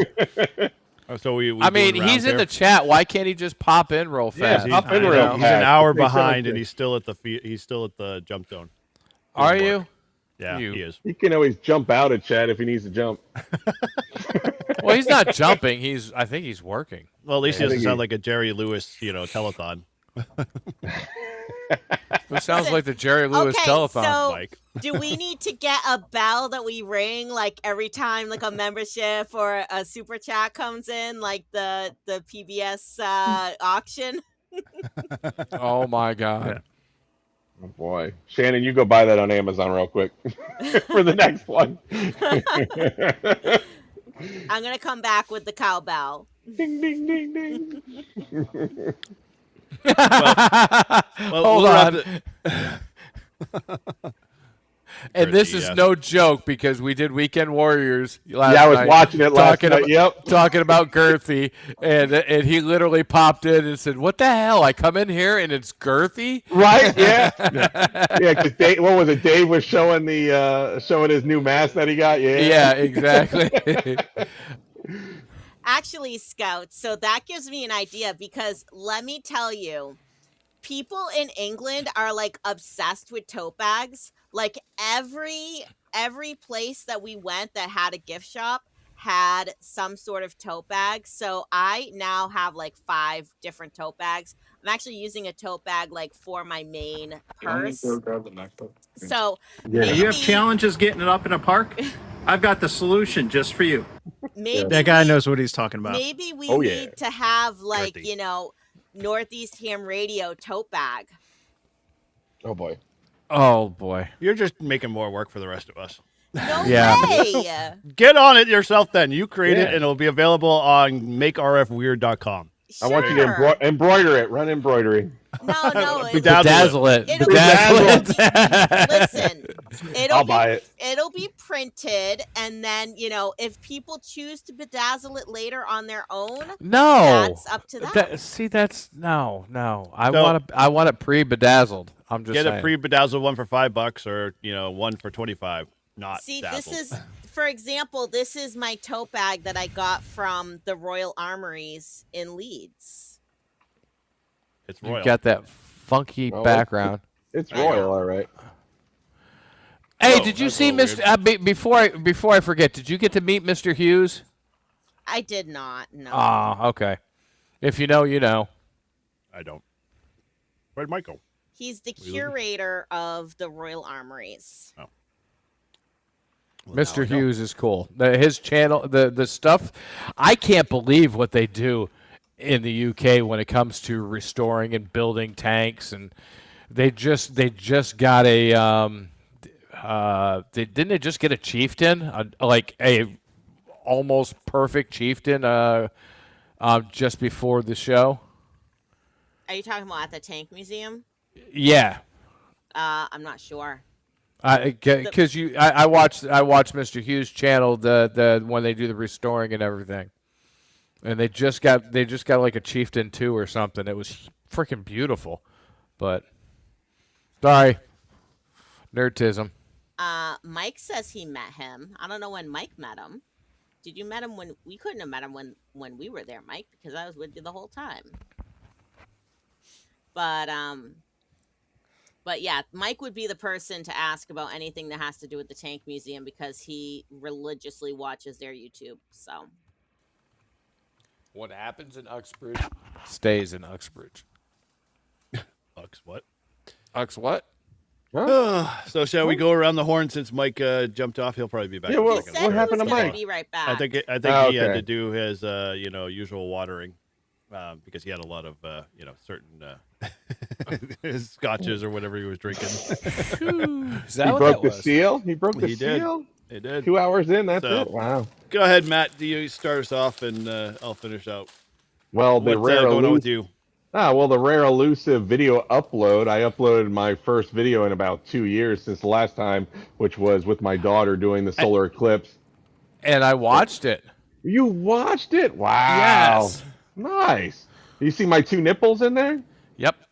Awesome. See, then you What? definitely watched it. Oh man, I gotta watch it. There's with the pass-through on the RAV4, there's 2 nipples. Usually some of the cars only have one, or you have to drill through or guide the wire through differently. So it was setting up a UHF VHF antenna mount, but I found an adapter to do HF, and I'm going to be testing that out tomorrow. So tomorrow I'll be at possibly 2 to 3 POTA parks. First one is Big Pocono, and then I'm going to go to Estate Game Lands afterwards. So hopefully the bands open up and are nice. I know K1LY Shannon is going to be trying to get me on there. So that's the latest. I started a new channel with a friend just for Parks on the Air or portable radio operations. So it's Portable Radio Ops on YouTube. Take a look. We're just going to post all our radio activations on there. We're going to go to Gettysburg and a few other cool places, and the videos are going to be on there. So trying to separate the two. I like working on and fixing radios and building stuff on mine. So that's or running, setting up UHF VHF on the car. So Sweet. That's it. That's cool. Nice. Thank you. Well, if you happen to have that channel already, post that in the chat there and let us know, and we'll or put it in the private chat. And we'll get it into the main chat if you don't have access. And actually, you have access to the main chat, so throw it in there. Sure, get more listeners that way. So, Shannon, over to you. How do you want to wrap it up? I don't really have too much going on that I can think of off the top of my head. I don't make plans. I just kind of, do things on the fly as they come. She wins it. Obviously, being back and, got to get Miles ready for school at some point. So, but his first day is not till September 9th. So it's quite late compared to other people. But, might try to go out and do at least one more POTA, before he goes back. So we'll have to see with, what's the actual weather conditions and then also the space weather conditions. Like I said, probably would have tried to go out today, but it just didn't look that good on paper. But then again, sometimes it doesn't look good on paper, but it ends up being good in real life when you try it. So you just can never really tell. Roger that. And I finally had AI finally finish. So, we'll. Did you turn me into a queen? Mm-hmm. There we go. Let's see it. Let's see it. Oh yeah. I just can't get over that it looks like Moo HT, but that's me. You know what? The thing is that I would pick a font that has a /0 because it's hard to tell the difference between the 0 and the O. But Lady right. Moot, she's irrelevant. Yeah, I could tell you guys what Mut means. And why I sort of ended up sticking with that as my call sign, as sort of a little bit of a joke, but it's a slang term in Australia for ladies' bits. Oh, there you go. Look it up. I've seen a lot of slangs for ladies' bits, and I've never heard that one before. I'm not going to put my chat GPT. Sorry. Maybe I'll go over to X's Grok. Grok will let anything slide, man. Yeah, pretty much. Yeah. Go look it up. Look it up on Grok. Yeah. Oh, I knew that was coming. God bless. All right. Well, speaking of look it up, Tortoise, what's going on with you, sir? How are you going to wrap this one up? I don't know. All of a sudden, I just had "Don't Go Chasing Waterfalls" come through my brain, but that's all right. Okay. It is a Freudian slip. No, it wasn't. Wow, Mike is on fire tonight. Anyways, I'm going to be getting on HF this week. I've been saying it. I've got the antenna. I've got the holes drilled finally. It's just too damn hot. I got to do it either in the early morning or do it late at night, and I don't want my neighbors calling the cops saying there's somebody with a flashlight running around my house. So what I'm going to do is probably tomorrow morning I'll get up early and I'll get the LMR run out or run in, either that. And base camp is going that corner across the top of the house to that tree. And then I have my Tram dual band mobile. And I think there's going to be another I'm going to try to do a low one. Another Reliance antenna getting set up in the backyard. So because there's 3 holes, I might as well plug all 3 of them. All right. I don't know where to go with 3 holes, but just saying. Back over to Chris. Hey, Chris. How am I supposed to follow up on that one? Jeez. 3 holes. You got 3 choices. Yeah. Well, I'm not going to choose any of them. Let's see. Tomorrow, I think we're going to do a POTA. And yeah, I'm just going to put, I don't know, probably do a POTA somewhere normal, not crazy far away. What time? The morning? Because I'm going to be going out in the morning. Yeah, probably the morning. I'll text you. All right. So we can get together on the air. Yeah, if you haven't gotten contacts from the Cape, then get Whiskey 8 CJL in your ham alert there. Yep. And if anybody wants to, they can follow my YouTube page. Just give me some more members. Yeah. I'm up to, I think, 13 now. So Whiskey 8. We're relaxed here. We should actually just be putting all the links in the channels there. But Roger. Yeah, Chris is and everyone on here. Their channels should be down below in the description. They are. So Yeah. look in the are. description, and it should be down there. That's a lazy way of doing it, but yeah. But, Who reads the descriptions these days? Not me. and that's about it. I think me and Parker is. But that's where I put the affiliate codes and discount codes and the links down below in the description. Save on radiati with N2MAK. Yes, sir. Remember, all Reliance 10 is 10% off N1JUR. M3MFL. He gave you he didn't put that 10%? code- He gave. Dude, you should have seen the box he sent me earlier. I mean, it was huge. In order to It was go, it more like, than 10 pounds? Oh, 150. It was a pallet.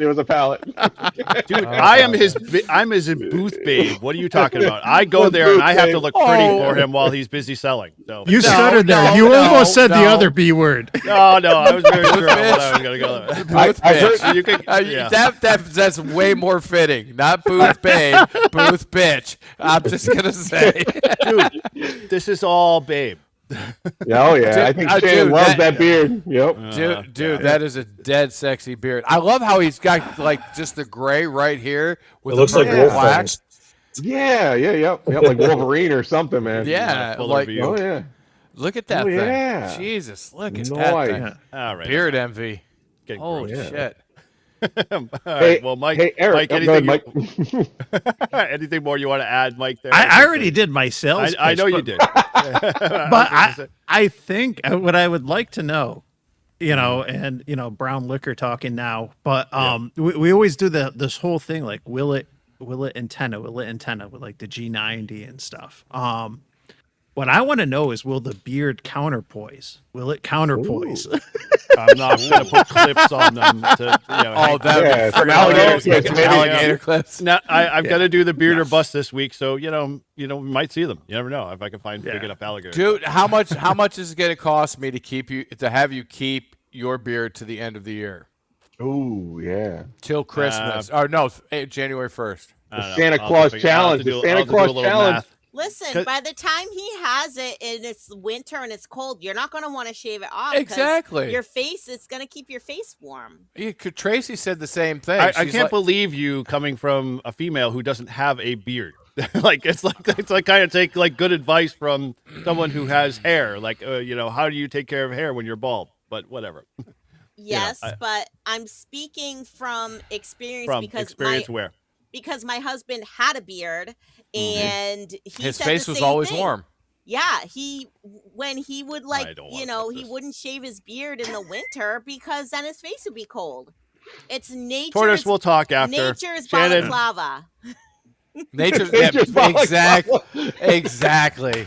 Amen. I appreciate, I'm looking at all these comments. Like, I do a beard log every week, and I barely get all the comments until now. It's like, come on, guys, head over to there, watch all of those. Dude, it looks good. You're missing an opportunity. Like, you could be doing like mustache rides, super chats, and stuff like that. Like,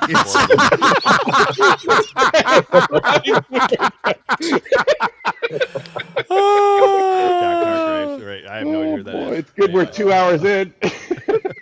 All right, Mike do you have anything positive to add? That is Mike positive. is on it. He's a marketing master. Look at him. I know. I can only. Is this from the second bottle or the third bottle? I'm trying to figure out the gauging. Drinkers can't count, counters can't drink. Okay. That's okay. See, must be the second bottle. On it. Yeah. All right. Well, if Mike doesn't have anything future to add there or new to add, then I'm gonna just say, hey, I appreciate all of the awesome feedback from the members to the kids video we did for Ham Camp. That was a freaking awesome. That was awesome. That was great. If you haven't had a chance, head over to my channel. It will be going out Sunday to public. All the members got a chance to watch it early, but I did a Ham Camp video. Radiolity was awesome. They stepped up, gave us 12 Baofeng minis, and we gave every one of the kids at Ham Camp their own radio, trained them how to use it. They ran through building, antennas and doing fox hunts, playing POTA, everything in between. It was awesome to see all these kids just totally get super excited. So that video is going to be going live on Sunday, and so make sure you check that out. And actually, for some reason it's gotten enough traction that ARL's come knocking on my door asking, hey, can we see this video and can you do a write up? So oh really? I sent Cool. I sent them a few things, so they'll hopefully do something with it. So that's pretty cool. But I've also gotten some really awesome feedback from a lot of folks asking, hey, how can you do this? Can I do this in your club? Do you have any materials? So I've already created a page over on N1JUR. I just posted a link there. Just go to n1jur.com, kids-on-the air, and check out there. You can download all the stuff that we built, all the parent letters, that type of stuff. So you kind of check all the boxes you need to when you're dealing with schools and kids and radios and stuff like that. And it was just freaking awesome. I mean, I walked away from that camp going totally, psyched and, glad to, interested to do it again. But yeah, if you got, an idea and you want to try something like that, feel free to hit me up. I'm happy to share what we learned just so, we can get more of those kids, with radios in their hands. I mean, I can't tell you how fun, when you got them on the FRS frequencies and said, hey, you go hide and all your friends need to go find you. And they just, they spent hours just doing all that stuff. It was pretty cool. And then in the video, if you got a chance to see if you were a member, you got a chance to see the video, but on Sunday, you get to see the video. One of the kids, and when we did the POTA, thank you, Keith, AC1RH, he had a 600 watt amp, basically pounded through the RF there and the kid got a contact to Belgium. So she was just like, Belgium? Wow. I'm talking to someone totally I don't know who is in another country. And so it was in a awesome. Different continent, different country. Yep. Yeah. So she was totally... KB5 UTY Dave K Booty there. He's got this little fox. He's got this little fox. You have to hit him up. I think he got it at DEF CON. Yep. But it's the coolest little thing. So it's just a little card. And I was like, man, that's freaking awesome. That'd be great for fox hunts to get kids to get more involved, Yeah, we basically threw out a transmit. We had a fox hunt transmitter we threw out in adjacent huge park, and the kids just went crazy with their antennas and running around trying to figure it all out. Yep. So it was awesome. It was good stuff. So nice. pretty psyched about that. But yeah, if you want to follow along and you think the beard is sexy, then feel free to head over and check out. I usually do a vlog post of my thoughts every week, and dude, you keep it trimmed. You have it nice. It's not scraggly and blown out. So, dude, it looks good. Well, that's 100%. I only shave this and under here because this drives me nuts. So this you shaved this too. You shaved that little French tickler right there because I can't stand the little fuzzy hairs on the lip. It just drives me bonkers. So. Oh yeah. That's all the beard guys know. Oh, yeah. That's what does she said. Yes, exactly. Hey, Eric. I heard something about Nearfest. You're going to have something special at Nearfest. I was talking to the guy who runs it. Oh yeah. So we're working on. So Tortoise, if you are coming, awesome. We're going to try to do more YouTuber kind of focused stuff. Yep. So, we are definitely looking forward to, if you got a YouTube channel and you're in the New England area, please come hit me up.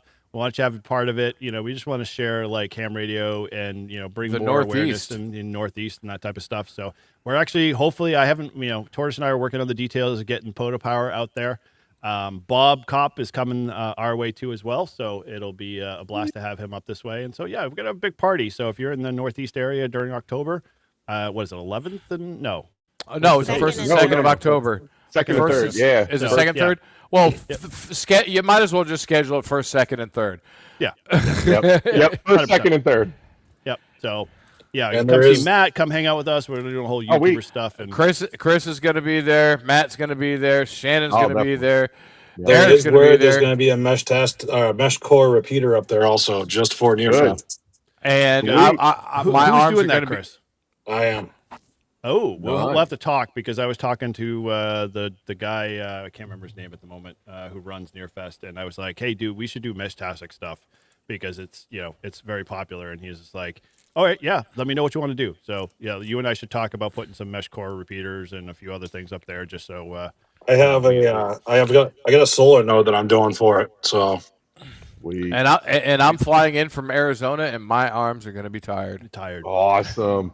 I'm also doing multiple parks on the way up and down. After Nearfest, I'm going up to Maine and then camping out up in Berlin, New Hampshire, and then doing Mount Washington that Sunday. So if anyone wants to activate Mount Washington with me and a friend, we'll be there as long as my car can make it up to the the road.